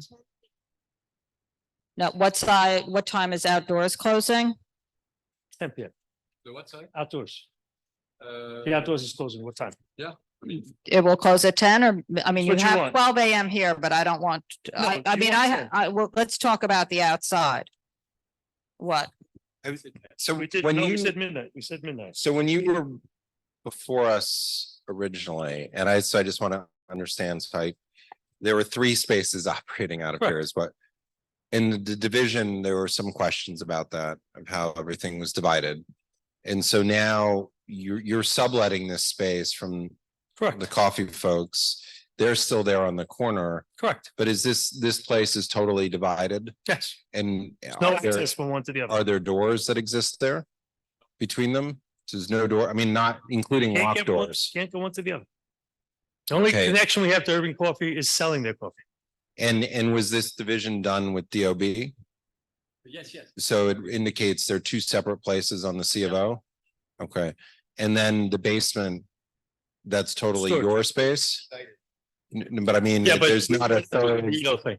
there's not another food spot in, Burrito. okay, I'm just, I know, We got rid of this because there was originally some, I the remember. burritos weren't flying. Yeah, burritos in the basement. it was too difficult to find the downstairs, so we. Okay, so the basement is not used for any patrons? Storage only. Storage only, okay, so that's, I just wanted to, Yeah, I understand. the differences, and then. Yeah, and I guess the other issue here is the main issue is the outside.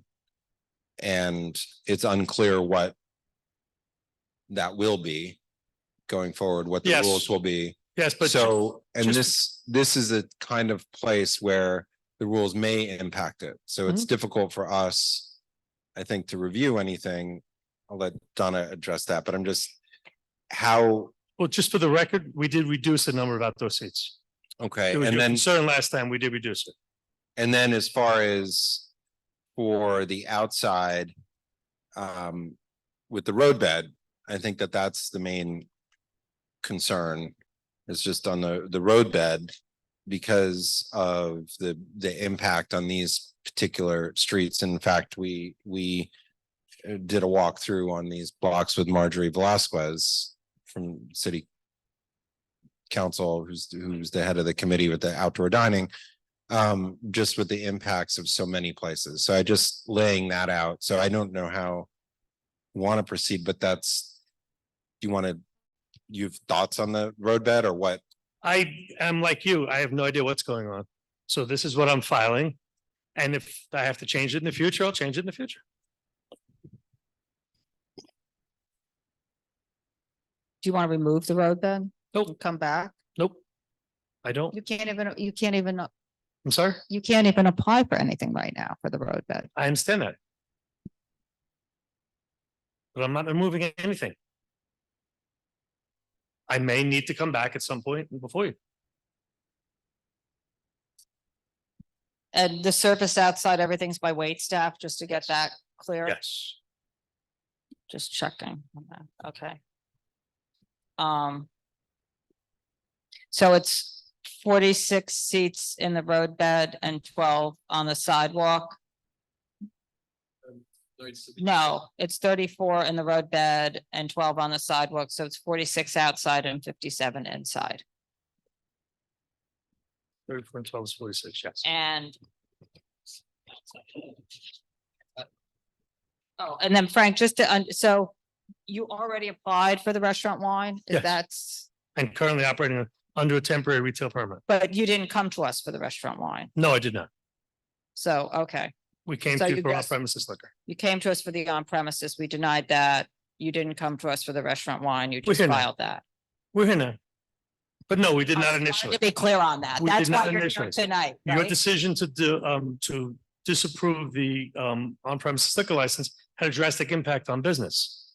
We couldn't wait 10 months for a liquor license, so we had no alternative but to do wine and beer. It's not our first choice, but I'm fairly certain we'll be back at some point for liquor. Which is kind of why we're. Kind of why what? Address the road debt, because the impact that has there, I mean, there are very few places that are in that particular area, and the road beds are. We heard everything that you guys said last time and reduced the number of seats out there. We did. I'm looking at the C of O, by the way, and it's not, it doesn't look like it was finalized with a split space on the ground floor. Has that been applied for or C of O. C of O? We haven't done any changes to the C of O. But if you put the wall in and split the space, then that, So, but this was filed with the DOB as a NAT 2 and approved and. No, there was no.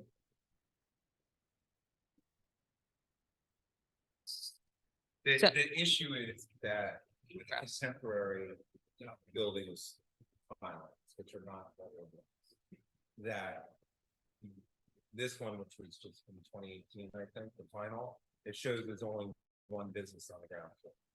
And it shows that there's, that the cellar is accessory to that, but now you have two separate basements and 2 stories on the ground floor. So, this, the setup, because of egress, there is a door between the 2 businesses. So the basement has 2 staircases.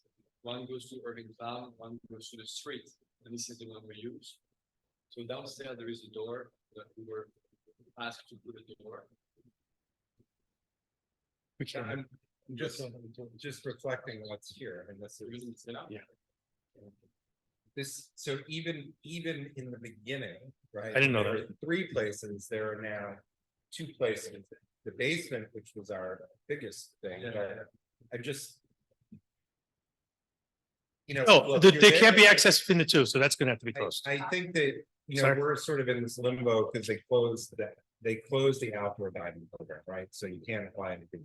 You're there, but you don't have your license yet. You have a temporary license. So then in the future, you want to do something else. So it's like we're in the middle of all these different things. I agree with The you. DOB thing. It's uncertain as all heck. And I think that, and I have not talked to Lois, but I have talked to Donna, that the issue is more of the permanent program. We understand the temporary, but what we want is to return. So we have a better idea of what the street looks like at that time. When the permanent program is implemented, the impacts in this circle, and truly is one of the most, I mean, we have 70, 80 licenses. And depending on where you drop the pin in this immediate area is the density. So that's the concern. And normally I would agree with you. This is a 4-month-old business that I'm not gonna take outdoor seating on right now. Yeah, but I didn't say take it off. What I said is to return when the permanent program. You're telling me to stop using what I'm currently I using. didn't say, I said when the permanent program opens to return to license it with that. So part of it. What do I do in the interim? Operating under the temporary program. So when you apply for a permanent license, that you return. I am operating under the temporary program, right? Even though it's expired. Even though it's expired, I'm operating legally. I've got DOT approval. Saying what we've asked most people in the past is when the permanent program is introduced, that they return. Oh, I don't have any problem with that. If I have to, absolutely. Because we don't know what, Without a question, Carter. Without a question, I would definitely come back. We had to. I have a feeling that, I don't know what's gonna happen, but some portion of this may no longer be legal. In which case I'd have to come back. We'd have to. But the CFO. No, and they cannot be accessed between in the basement. I didn't know that, so. That's why I was confused about about the address was because when I looked up the C of O, it's only showing, or on Zola, it just shows that one address. There's no second address and there's no. Yeah, I and there's nothing didn't know that it. Didn't defines know that it. there's a solid wall and they're dividing the spaces. So, There's a solid wall on the ground floor, but there is apparently a door in the basement, which we're gonna lose. right. Can't have access. Which ones?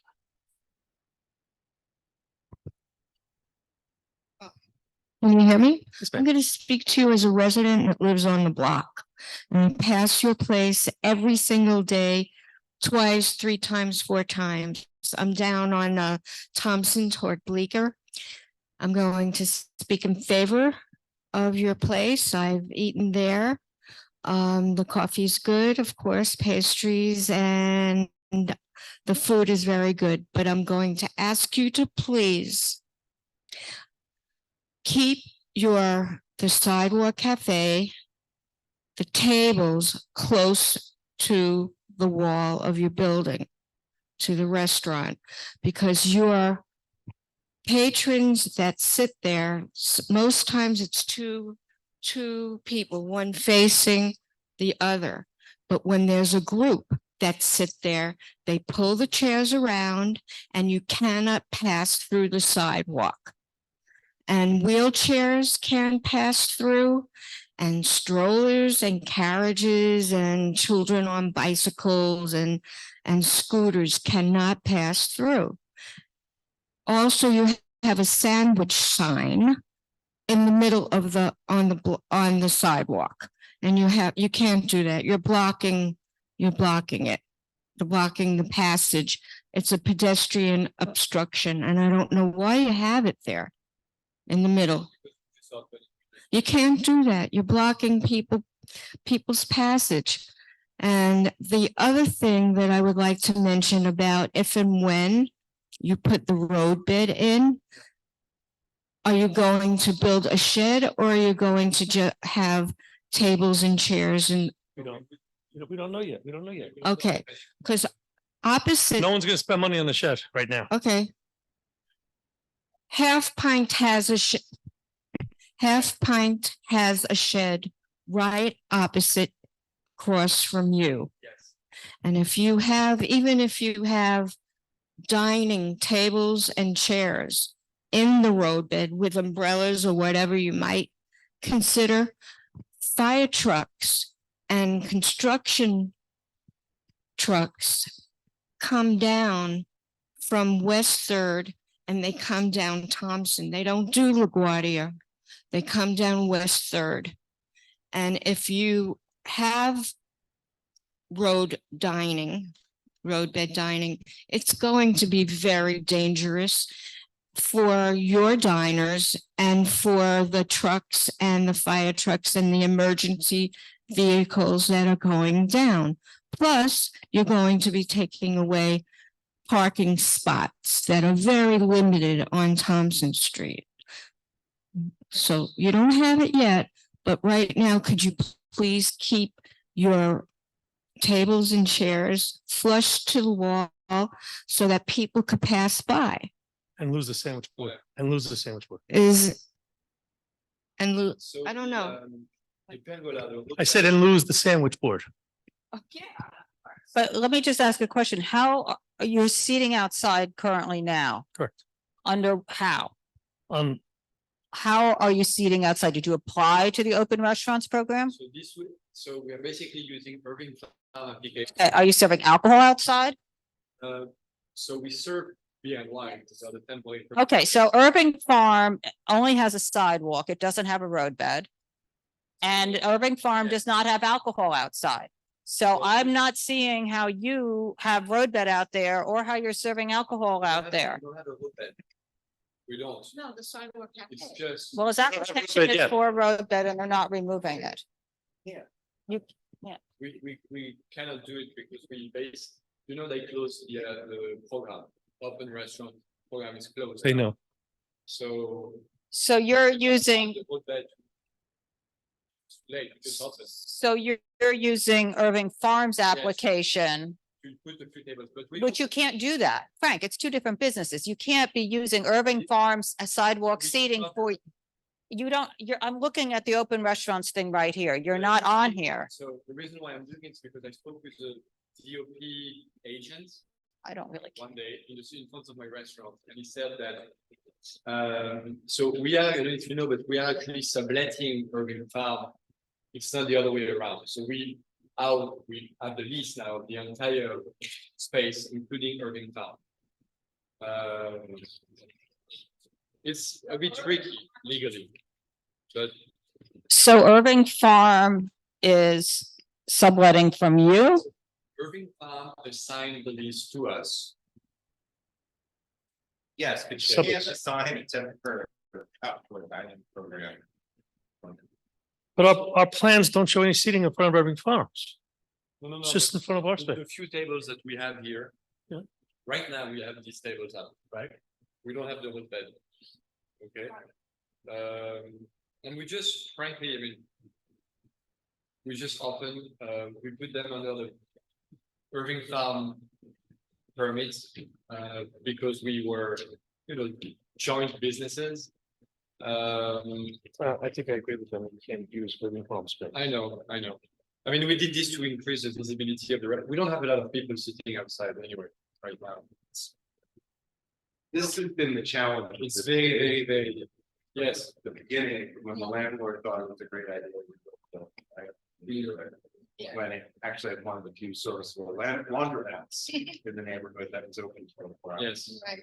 So now we have this struggling visibility understood. I mean, I don't even know how wide is the sidewalk. It's the ones we have. Yeah, but do we have the dimensions on the sidewalk? No. The sidewalk is, I believe, I don't know. I think it's Because we have this 10 feet. 10 feet? What do you see? 10 feet? No, this is 8 feet. Right. Oh, so you figure that's more, that's close to 12. Maybe 12. Yeah. Say it's about 12 feet. But I mean, you can't get this outdoors that you have on. Right. I there. just did it because honestly, I understand the concern, but I was just talking with this DOT agent that said. Look, I would just tell you that they're not reliable sources. of information. Okay. I guess. Just, So we don't currently have. No, because. Don't. So. And yeah, even that's if you were required. using theirs, there's no alcohol in it. We need, yeah, that's fine. we We'll didn't dump close- it. we didn't close the temp program. We'll dump the rubber. They'll dump the, We'll dump the what rubber. about the sidewalk? Though you're using, Sidewalk will keep it. No, you don't have it. you don't have it to keep it. You can't apply for it. You do. right? Yes. Okay, I misunderstood. No. We're gonna keep it. They don't have it. I mean, it's there. But It's just it's, that it's gonna go. So we have to apply another new program. And if we get approved, we're gonna be able to do it. But you, are you currently approved? No, we don't even have any. I could.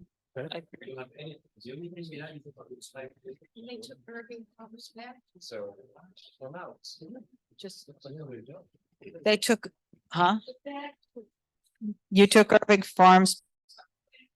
Yes. Yes. Right. Then you stack. Yes, Built the wall yes. and, They don't have any back. Yeah. Irving Farms is basically walking, they could basically probably like Dunkin' Donuts. Yeah, they don't have any seating anymore. Yeah. So those patrons can't use the toilet anymore. No. So just. So. The, Yeah. so the sidewalk seating is Irving Farm, so it's not yours.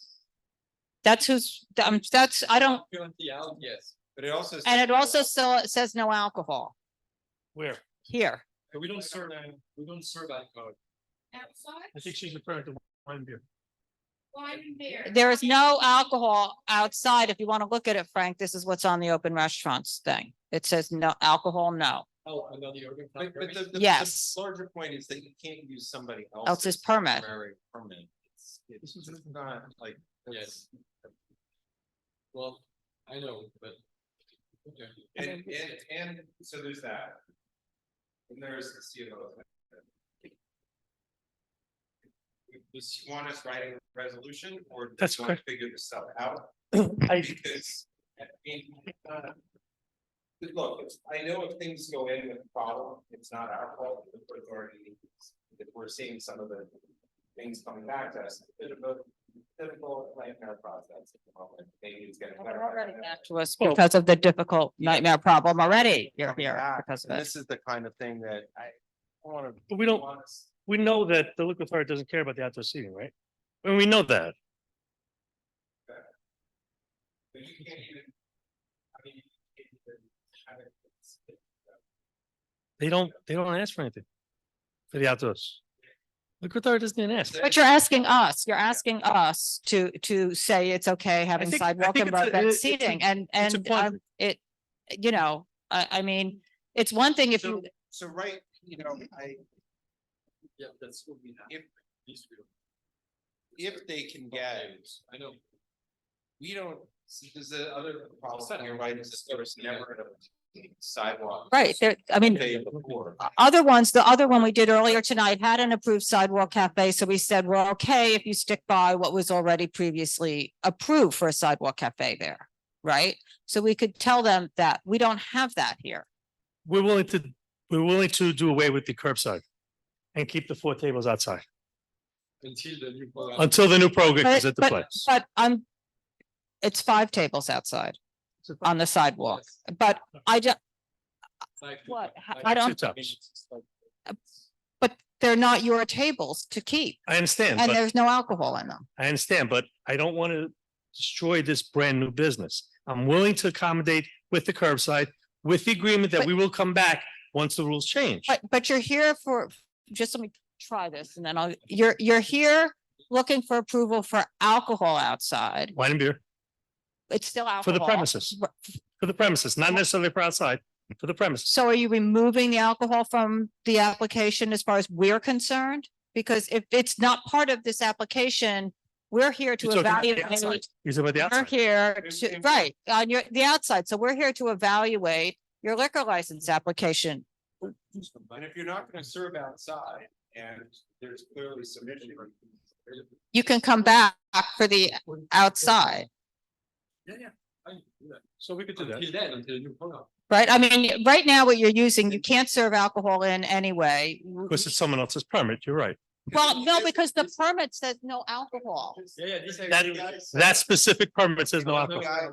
Thing, because for me, they had before COVID, beer and wine license. They did, but then when they apply, I mean, I don't know what, I shouldn't say they did. I don't know whether No, they they did did. or not, but I'm not arguing with you. I'm just saying I can't say that, but Dilemma is, had you done this 3 months ago, you would have had I know. an but outdoor we permit. need our health permits in order to do so, and the timing, I mean, the program closed a right. week after I put a plan. So we can't use curbside right now anyway. No, we can't do it, we won't do it. So that's off the table. And we'll do the 5 tables outside with no alcohol. Yeah. Oh, so we're not gonna weigh in on the 5 Well, no, tables. it's Well, just all you. so Well, there's 5 there's no Still alcohol. have to weigh in on the application.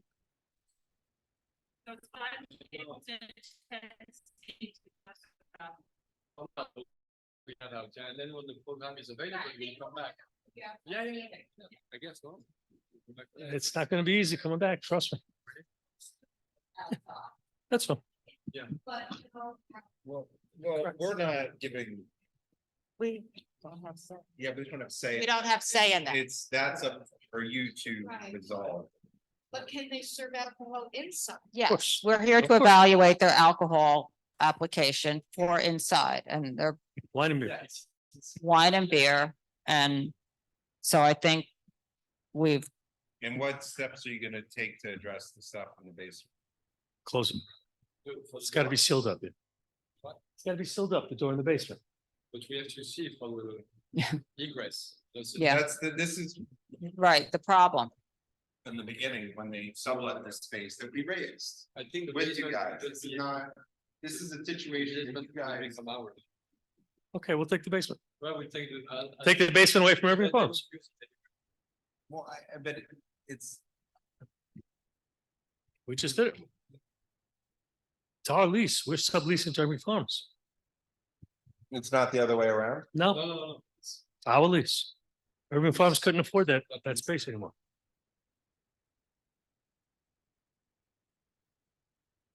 I don't understand, you're removing. The basement is a part of your premises. Yes, They're because keeping you it. need right, They're removing, Irving Farm has this little place that's up in the front, if I understand this correctly, by the hatch or access to the side vault. Downstairs? That downstairs, that part belongs to Irving Farm. They kept some storage downstairs, but they don't need it. they don't know it yet. They're about to find out they don't need it. We are very close.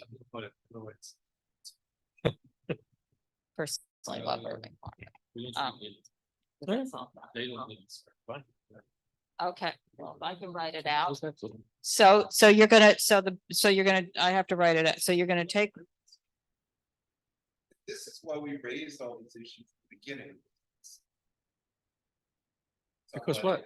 This was a completely different application. No, I know, but it is different, but it's still dividing the space in a very contemporary. Department of Buildings thing where the egresses are. This is. But that wasn't an issue back then. We were taking the entire space. You you had three Right. businesses. We were taking the entire space. It wasn't an issue about subdividing it. That wasn't the issue back then. Yeah, I think it was part of the issue.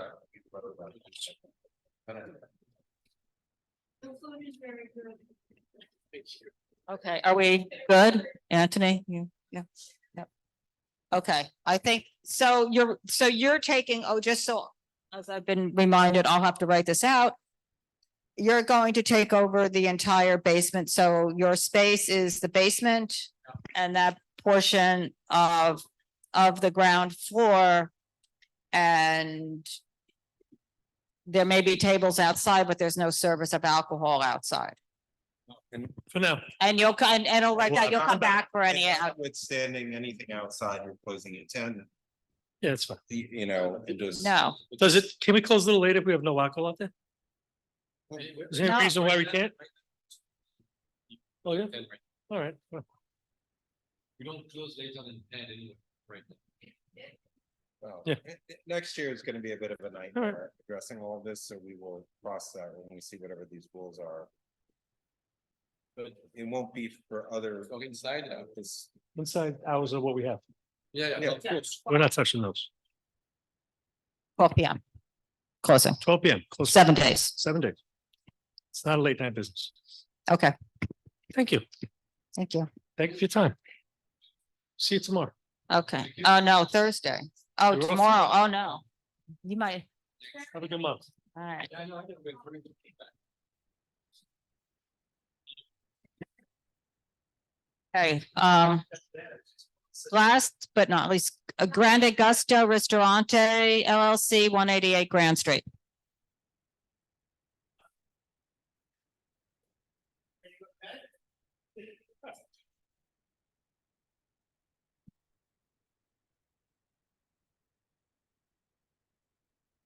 It's okay. We can wait. It's fine. Go ahead, she can hear you. Oh, okay. Yes, my name is Bruno Joffrey, for some of the that don't know. I represent Grande Gusto Ristorante, which is on Grand Street. My client 4 years ago, I believe, Kelman Checkeye came before you. And you approved his application for Amici Ristorante, which is right around the corner. He's been doing very, very well there. He's a resident in the area of over 15 years, brings a really nice, really enhanced that particular restaurant that had been there for, number of years, and he brought it to another level, which has been doing, other than during COVID, which everybody, suffered obviously, but he's been doing very well. And now he has an opportunity around the corner to open up another restaurant, which he's partner up with his real estate broker and friend, Ben Kukaj, who's right next to me. So their concept, I think, will do very well for the area. It was prior to that, it was like a cheese factory, food establishment. I don't believe that they had any type of beer or wine there, but my client is looking for a traditional Italian restaurant, good sized restaurant though, and also hours closing midnight every night. So if you have any specific questions, be happy to answer them. Yep. So you're installing, let's see, folding doors around the whole perimeter of the premises, is that correct? Okay. And then there's a private dining, or what is downstairs? Yeah, downstairs is the cellar. It's strictly going to be used for private dining. It's not going to be used on the normal open to the restaurant. Normally it'll be for, when someone wants to have a private party, that sort of thing. They don't expect to do them that often, but I would say maybe twice a month, something like that. What's that Christmas time? More. How many seats are down there? About 40. So it doesn't really show that on the plan. It doesn't tell me. I don't think it, but I can't, it's too small. I can't read it. Okay, so it's 40 seats downstairs. So that leaves you about 95 seats upstairs. Is that? Yeah, that's about right. And then outside there are 11 tables and 44 seats on Mulberry, and 3 tables and 4 seats, so 12 seats on Grand. Is that That's correct? Correct. And you want to close those at 11? Yes, or whatever the board usually here allows for. And then are you putting in soundproofing? The music, or any background music, is not going to be that loud, but clearly if there's 95 people or 135 people in the space with no music, for people noise, just soundproofing for it. There are residents upstairs. I didn't print out the certificate of occupancy. Yeah, I mean, the acoustics will be done, whatever is necessary. It won't be an issue as far as noise. It's a commercial. That's what I'm asking. Is it a commercial? Oh, commercial building as well. And then you're putting in a glass floor. When you come in, there's a glass floor. Is that correct? With the glass roof then for the dining room. And then there's 6 TVs. So what's going on the TVs? We're gonna have TVs around the bar area. If there is a, like a game or something, So like a sports events. if there is a special event. Soccer, things So- like that are on. So so is this an Italian restaurant, or what is this exactly? Italian. Hence the name. So it's an Italian restaurant.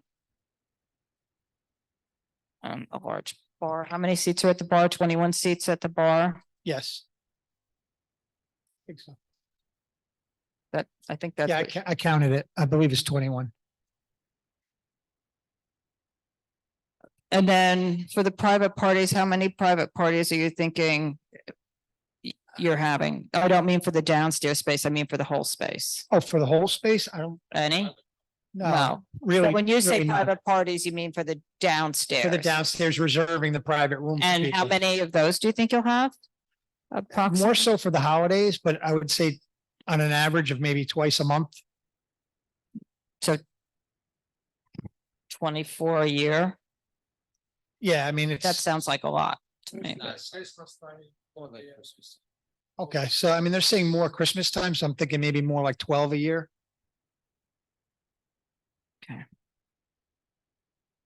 But no, it's not going to be closed down the restaurant for private parties, that sort of thing. Okay, and then, so the folding doors. Usually we ask people to close all of that at 10 o'clock. That's fine.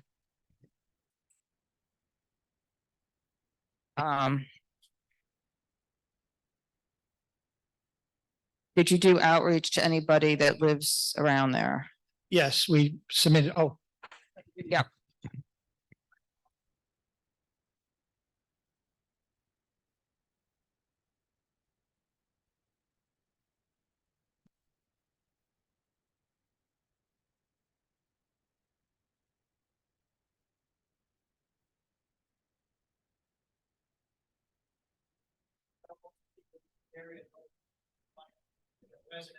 on the restaurant in the area, so that was pretty easy for him to reach out to a lot of the people in the area that own the businesses and residents. I also emailed this earlier today.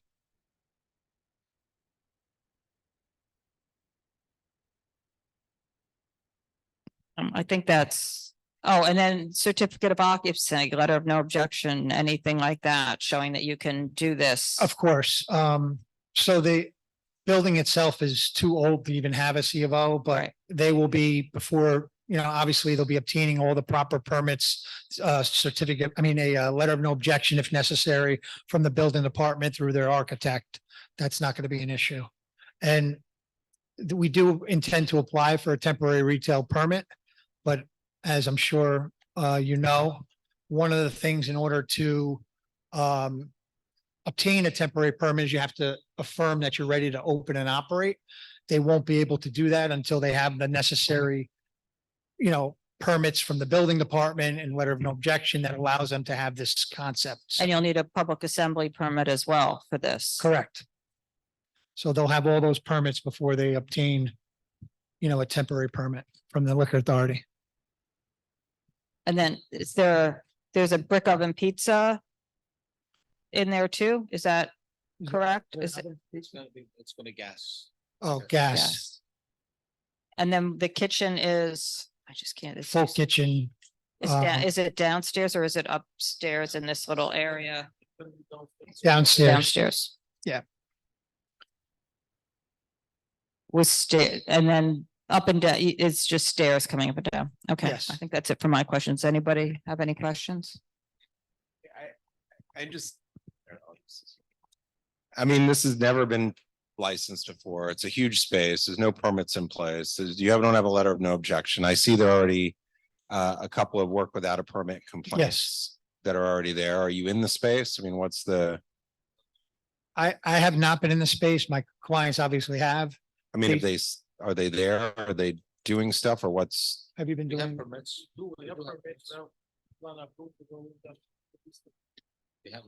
Yeah. They're saying they have permits. But you haven't filed for a letter of no objection or anything? No, Here's that they haven't done. They just. I signed just these- see upgrade of electrical panel. Replacing a 1-inch diameter water service to 2. And everything says no change. To egress or occupancy, so. Yeah, no, they're in the process of going through everything.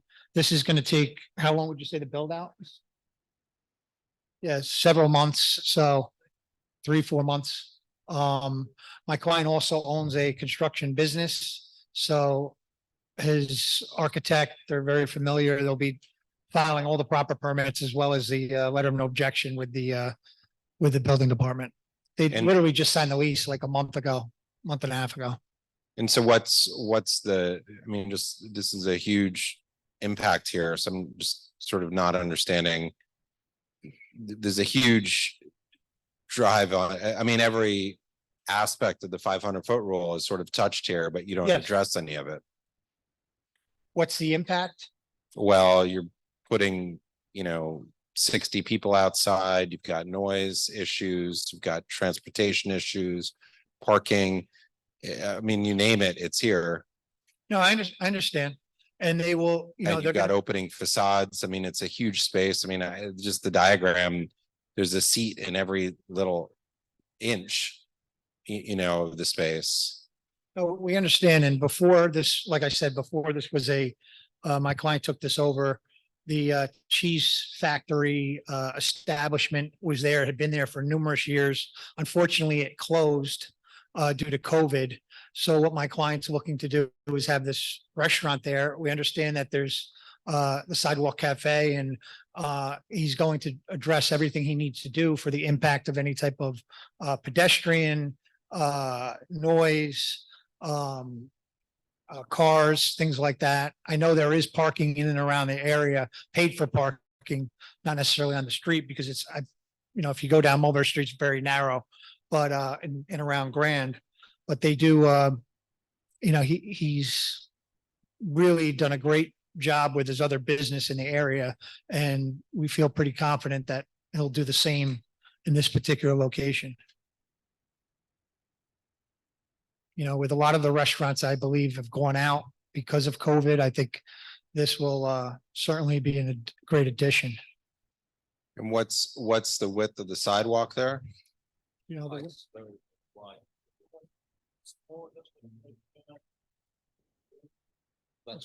very wide, it's about 20 feet. Yeah, About 20 feet. Because obviously we don't know what the rules are Yeah, there's on that, and this looks like it's. You can see it just across Jelson and Jelson, the same we just the opposite side of the street. Oh, as another restaurant that has it? Yeah, same size. Same size? What's the name of the? Right, so it's Jelson and Jelson. Jelson and Jelson, saying it'll be this is very similar to where theirs are. that's why I have concerns, is the impact. No, I understand. That's across the street on the other side. Right. But in front, in terms of the size of the outside dining, there would be, it having enough room for pedestrians to pass, and that's what.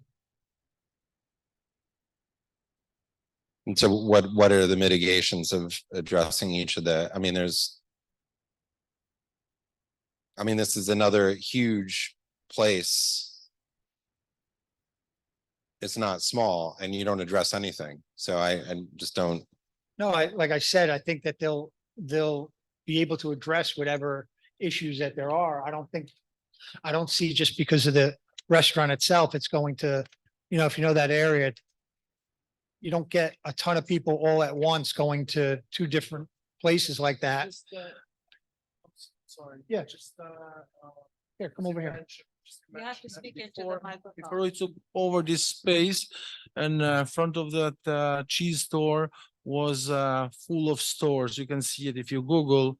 That was like a lot of different. Yes, and then we took it out that stores. Now it's going to be for Sidewalk Cafe. It's gonna be one big giant restaurant, which I think the cheese store was Yeah, an but incredible benefit to Little Italy. I'm not sure another monster restaurant there is. If I may just, please, where the restaurant is right on Mulberry Street, there used to be a bunch of kiosks, maybe 4 or 5. They sell T-shirts and souvenirs, and they should take pretty much, maybe 8 to 10 feet of space from the sidewalk. As I mentioned earlier, the sidewalk is very large sidewalk. Now those kiosks are completely gone, so we have a huge sidewalk. So I don't think we'll be interfering with the pedestrians passing by. Plus, Mulberry Street, it's usually closed. It's only for pedestrians, no cars pass through there. So I don't see how we're going to be affecting parking. And majority of the clients are usually tourists, and they take subway and they just walk around the Mulberry Street up and down, and they dine. And in addition to that, I think also, as you know, there's still people that are still affected by the pandemic, in a sense of their mental state, not wanting to be inside of a restaurant for long periods of time. A lot of people, my clients, other restaurants that I have, we get people that insist on sitting outside, that they want to be able to have that experience outside for their own health reasons, and just because that's what they're used to at this point. And we want to be able to accommodate them with that.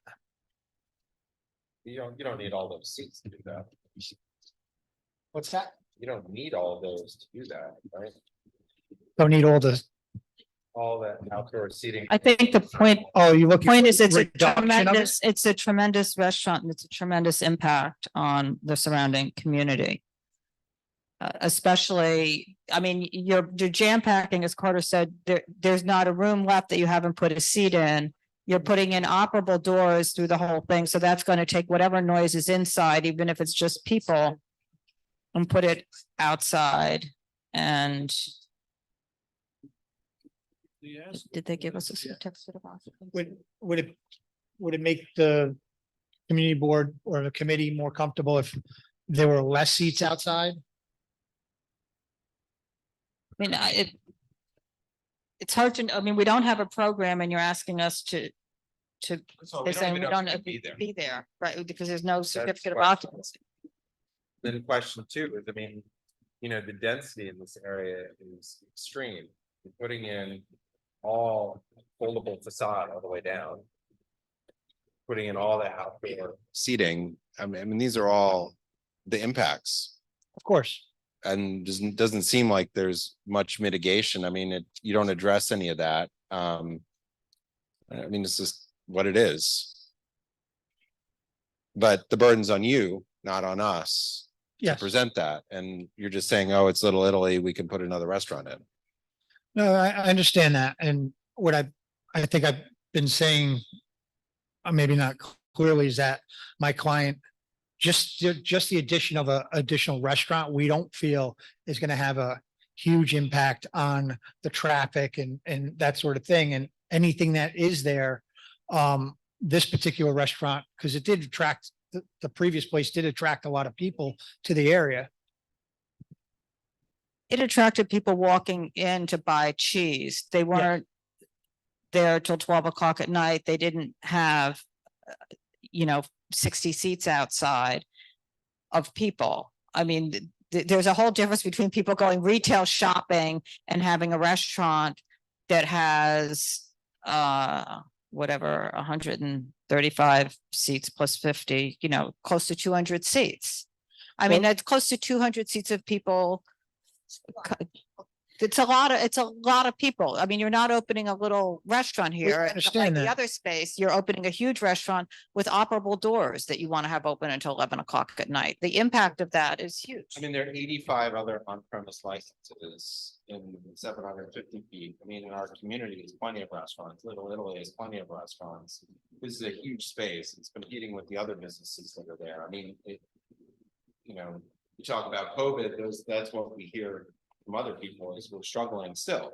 And yet, adding in another large place, impact on the noise, it's a significant. Well, that's one reason why we were saying we'd be willing to reduce the seating outside if that was something that.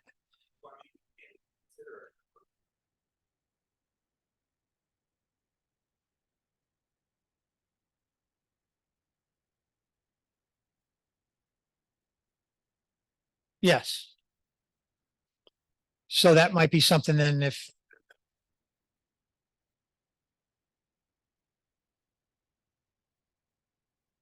Yes. Understood. So I mean, maybe we can do something where at this point, because of that issue with respect to the sidewalk, that at this point, we would forego the sidewalk. And then when the program rolls out, obviously have to come back for that. And then whatever parameters that were allowed for, we would have to accept. Without having any certificate of occupancy for this type of use, there's no certificate of occupancy period here and no letter of no objection. So I don't even know if what you're doing is going to be permitted there. Well, the previous space was a retail space for customers and it was a retail space. So the use is there. The retail use is there. I don't know if the retail use is, I mean, who knows, but also, I guess that's true. We don't know if just because it was being used doesn't mean it was permitted. Understood. And not for an occupancy of 200 people. But my Necessary. client, we understand that, but typically I haven't seen too many clients that I've represented in the past where they've gotten, going forward with a no objection, then they come back to the community board because the community board is typically the first step that they make when they intend to apply. And then a letter of no objection they get through their architect and that sort of thing. But the first thing we ask is, are you allowed to be here? And we don't even know that you're allowed to be. I mean, Well, based upon prior use, we believe of it being a retail space, we believe my client is allowed to be there. Secondly, if the state liquor authority is not going to provide us with a liquor license if we can't get a letter of no objection and we're not authorized to be there. So That's not true. yes, it is. Don't require that. What's that? They don't require that license. The state liquor authority, they require a certificate of occupancies or a letter of no objections. In my experience, they've always asked for, with the conditions of approval, the letter of no objection. I understand, but you know, to have my client go forward with plans and everything else and get the letter of no objection and spend a significant amount of money and then come back to you and get denied by the board, that I think is. What's that?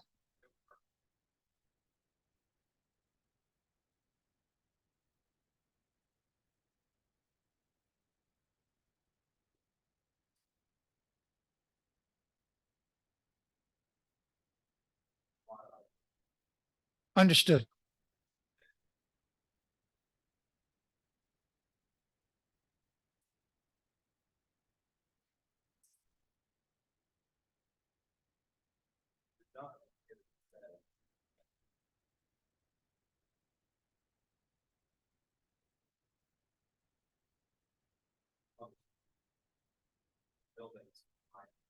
Understood.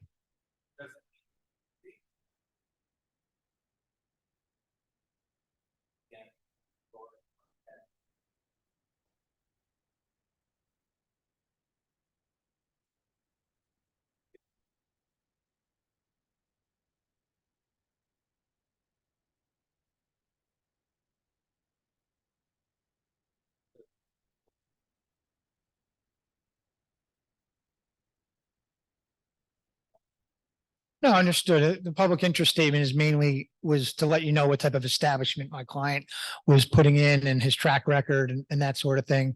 With the respect to the noise. Yeah, with respect to the noise and the traffic and what impact it'll have, I understand we could definitely enhance that statement to add those things, but.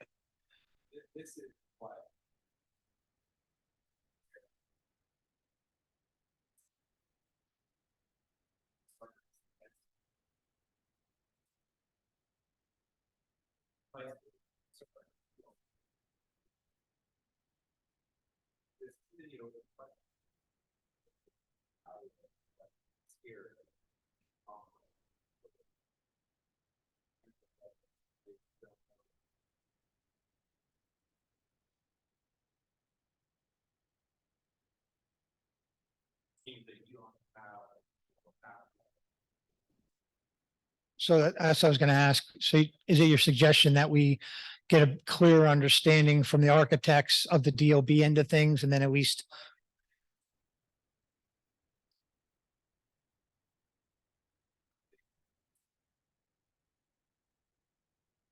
Yes.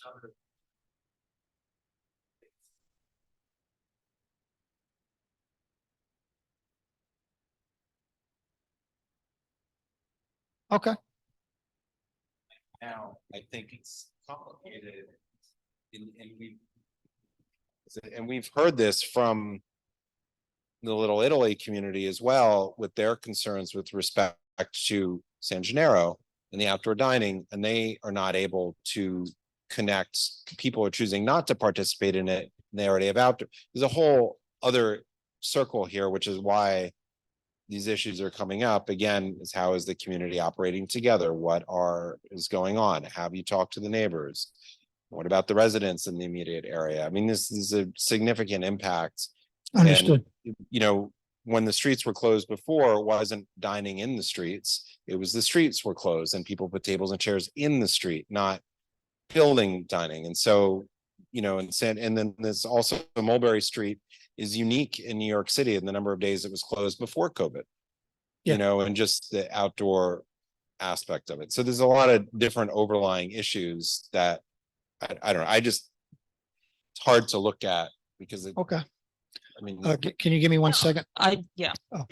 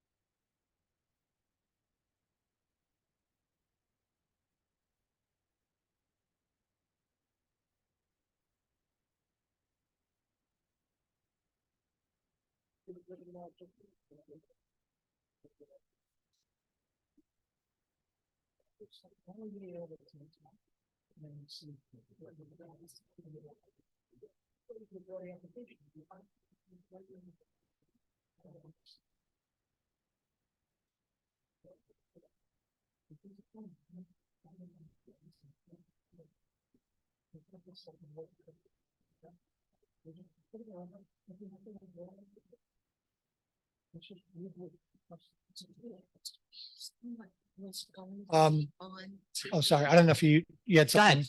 Well, no, why don't you go first Hold and then I'll go. My client thinks that it's going to take a very, very long time to get a letter of no objection. She wants to talk first. But, oh yeah, Does it take that? Well, it might take, I mean, it depends how long I guess it takes to have plans, but so I think there's a couple of issues here. One, are all the operable doors, or what? the operable doors, installing the operable doors throughout the whole space. Because if you didn't have the operable doors, then at least it would take the massive seating inside and keep it inside. But with those doors open all the time, you're basically putting a restaurant out in the street. The other thing is, just don't have complete clarity over the 6 TVs because the bar doesn't look huge. So putting 6 TVs around there is like the whole bar is filled with TVs. So now is this an Italian restaurant or a sports bar? Because you said you were going to have sports on the TVs. Is the sound going to be on the TVs? I don't know how that fits with the Italian restaurant theme. So all of this, plus the glass floor in the private dining room and the folding things, and the not having the letter of no objection or certificate of occupancy, and having every square inch inside, including in front of a stairwell, like everything is filled with tables. There's no room in here. It's problematic. I think. Understood. You want to address it or do you want me to? So with respect to the TVs, I think they're just estimating what would be there. It's not going to be where there's going to be, the background music is what's going to, they want an Italian restaurant experience, not a sports bar. They may have a few TVs in the back. They're estimating that may be what is behind the bar, but it's not going to be, it's going to be for people's convenience. If there's a certain sporting event on, if there's a certain soccer game on that they see. What that happens from there, but from there though, that directly behind the bar faces out to those opening doors. It's not that big. So 6 TVs in this bar area. I mean, it's 3 TVs and they're estimating. I'm going by what I'm supposed, but even having 3 TVs, it's. What's that? They don't even know yet. They haven't bought the TV. So this is what I'm going to say. We don't have a letter of no objection. It's just getting late. So we don't have a letter of no objection. We don't have a certificate of occupancy. We don't know what the outdoor dining program is going to be. And you don't have clear plans on what you're doing. You don't know how many TVs, you don't know how they're going to be used exactly, and all of these things. So how are we supposed to evaluate this? The public interest statement doesn't really say Understood. how this is in the public interest of everybody with everything else that's on that block. And there's tons of Italian restaurants around to be having another Italian restaurant with 200 seats in it, with everything open all over. I mean, and just. Getting a place and stuff.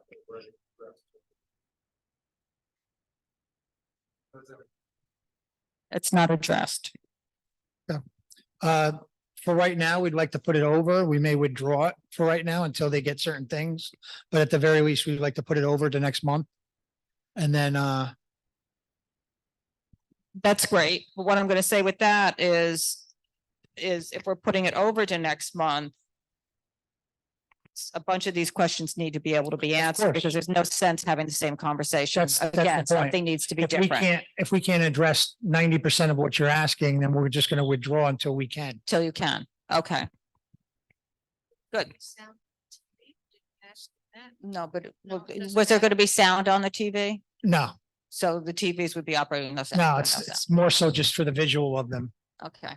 Okay, so you'll let the office know that you're laying it And I'll make any over. amendments that I need to make. Let them know tomorrow that you're laying this over to next month. And then if you need to change it again to withdraw it or whatever, then you let the office know. Understood. Yeah, we got to get together with the architect and things like And that. find out. And the Okay. person at the building department. Okay, thank you Okay. though. All right, great. Thanks. Thanks. Sorry to take up your time. Sorry to keep you here till the end.